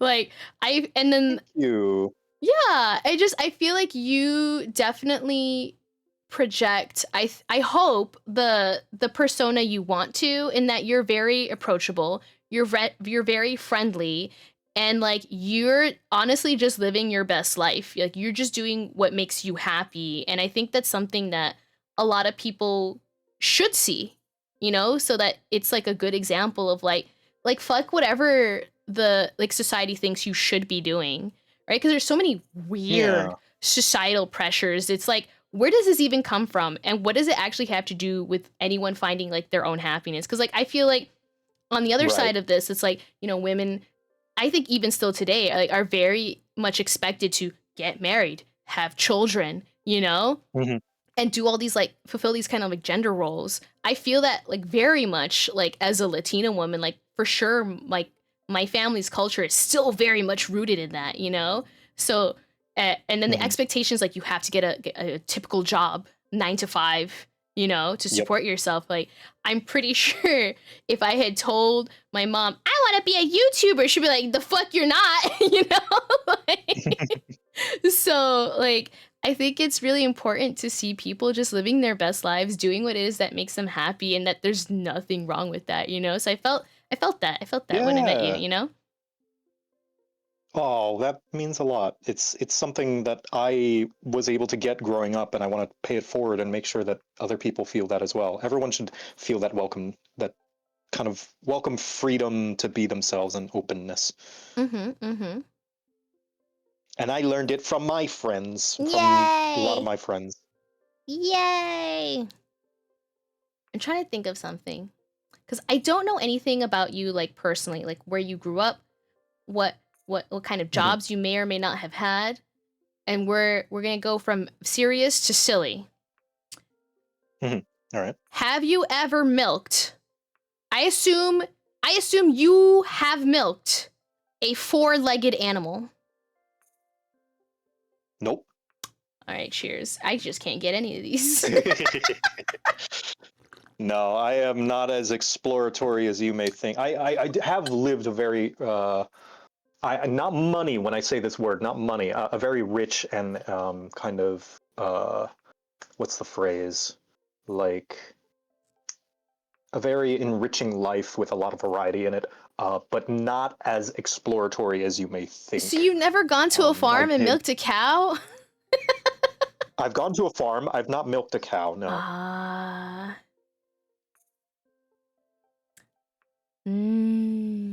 Okay. Maybe you're not as rural as I thought you were. No, but you know, like I said, I have lived a very enriching life, just like in very specific, weird niche scenarios. Like, for example, for the first 11 years of my life, I lived in Thailand. That's a thing. That's a thing people don't know about me a lot of the time. That's a big surprise. Is I'm half Asian.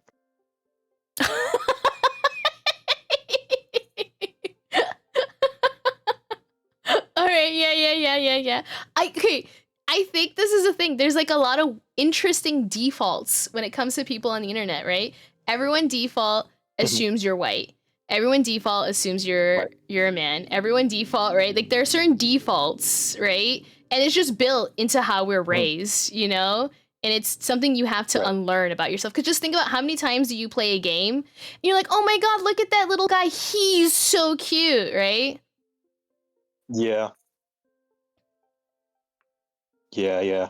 Oh yeah, American. American is the other default as well. How many Canadians? How many Canadians have I thought were American? Mm-hmm. Yep, because they have a similar accent. Yeah, it's not too different, you know. And I've done that. I have misidentified Canadians.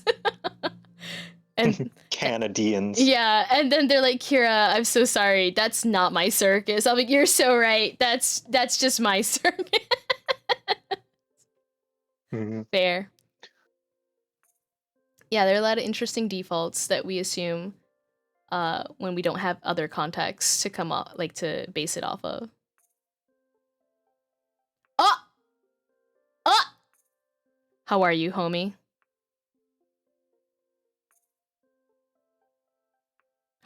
Oh my god, Val, that would kill me. That would kill me. As you know, we have tried really hard to summon JoeCat, but it looks like JoeCat is having issues staying summoned.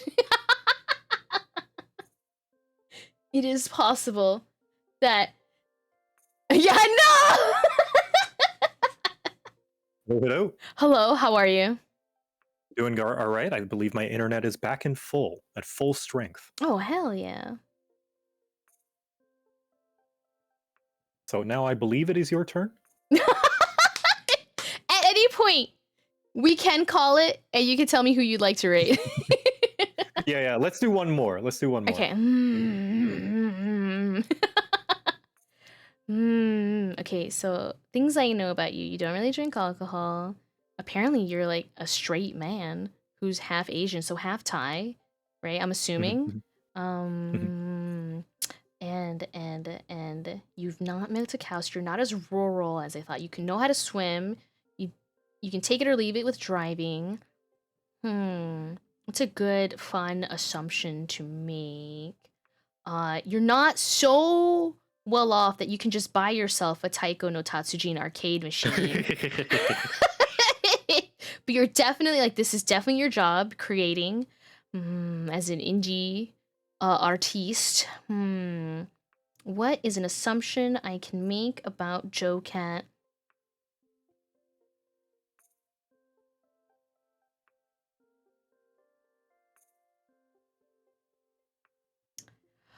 Okay, we'll make it. Is it okay if I make it a little spicy? Go ahead. I assume you're subby. What, like that's a hard assumption to make? Like,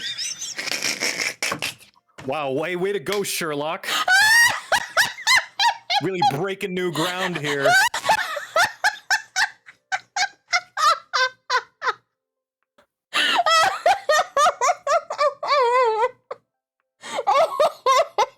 Putting 2 fingers to a wet floor, somebody must have mopped here. Look,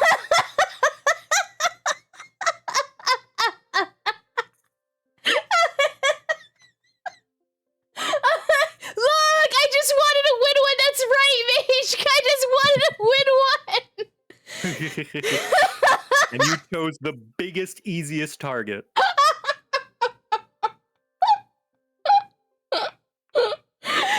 Bruno's like, I take that a step further and assume Joe Cat is also a brat.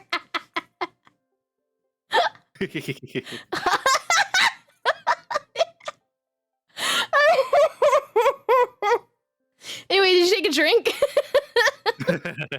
All right. Oh my god, all of you shut up. Might as well be like, I assume this dog likes walkies.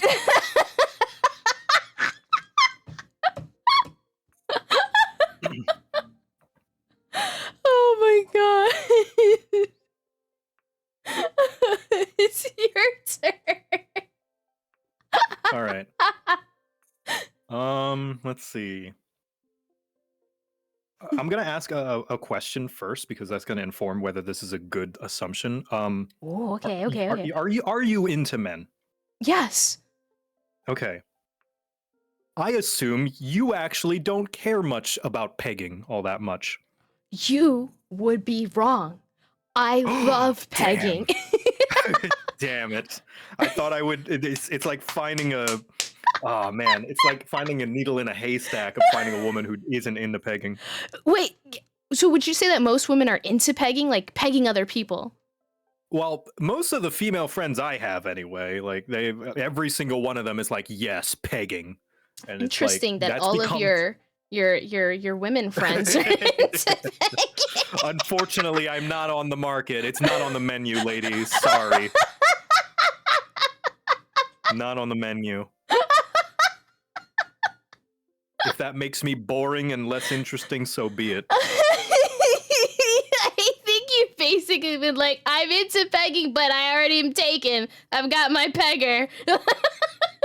Well, that's not what I said. I just said that pegging's not on the menu. For everyone, not for everyone. For everyone. I know that's the more boring, like vanilla answer. I know.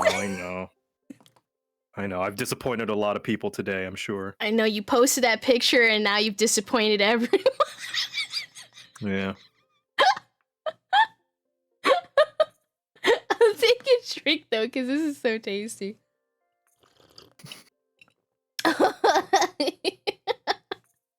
Oh my god. No, yeah. I have the equipment. I want to use it. Valid. You are valid. Thank you.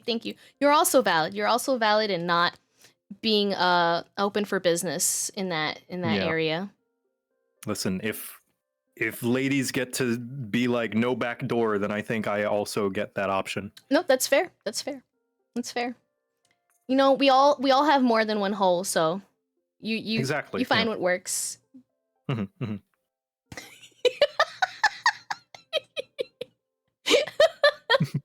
still thinking about the fact, like halfway through this stream, you're like, "Am I allowed to curse? Am I allowed to swear?"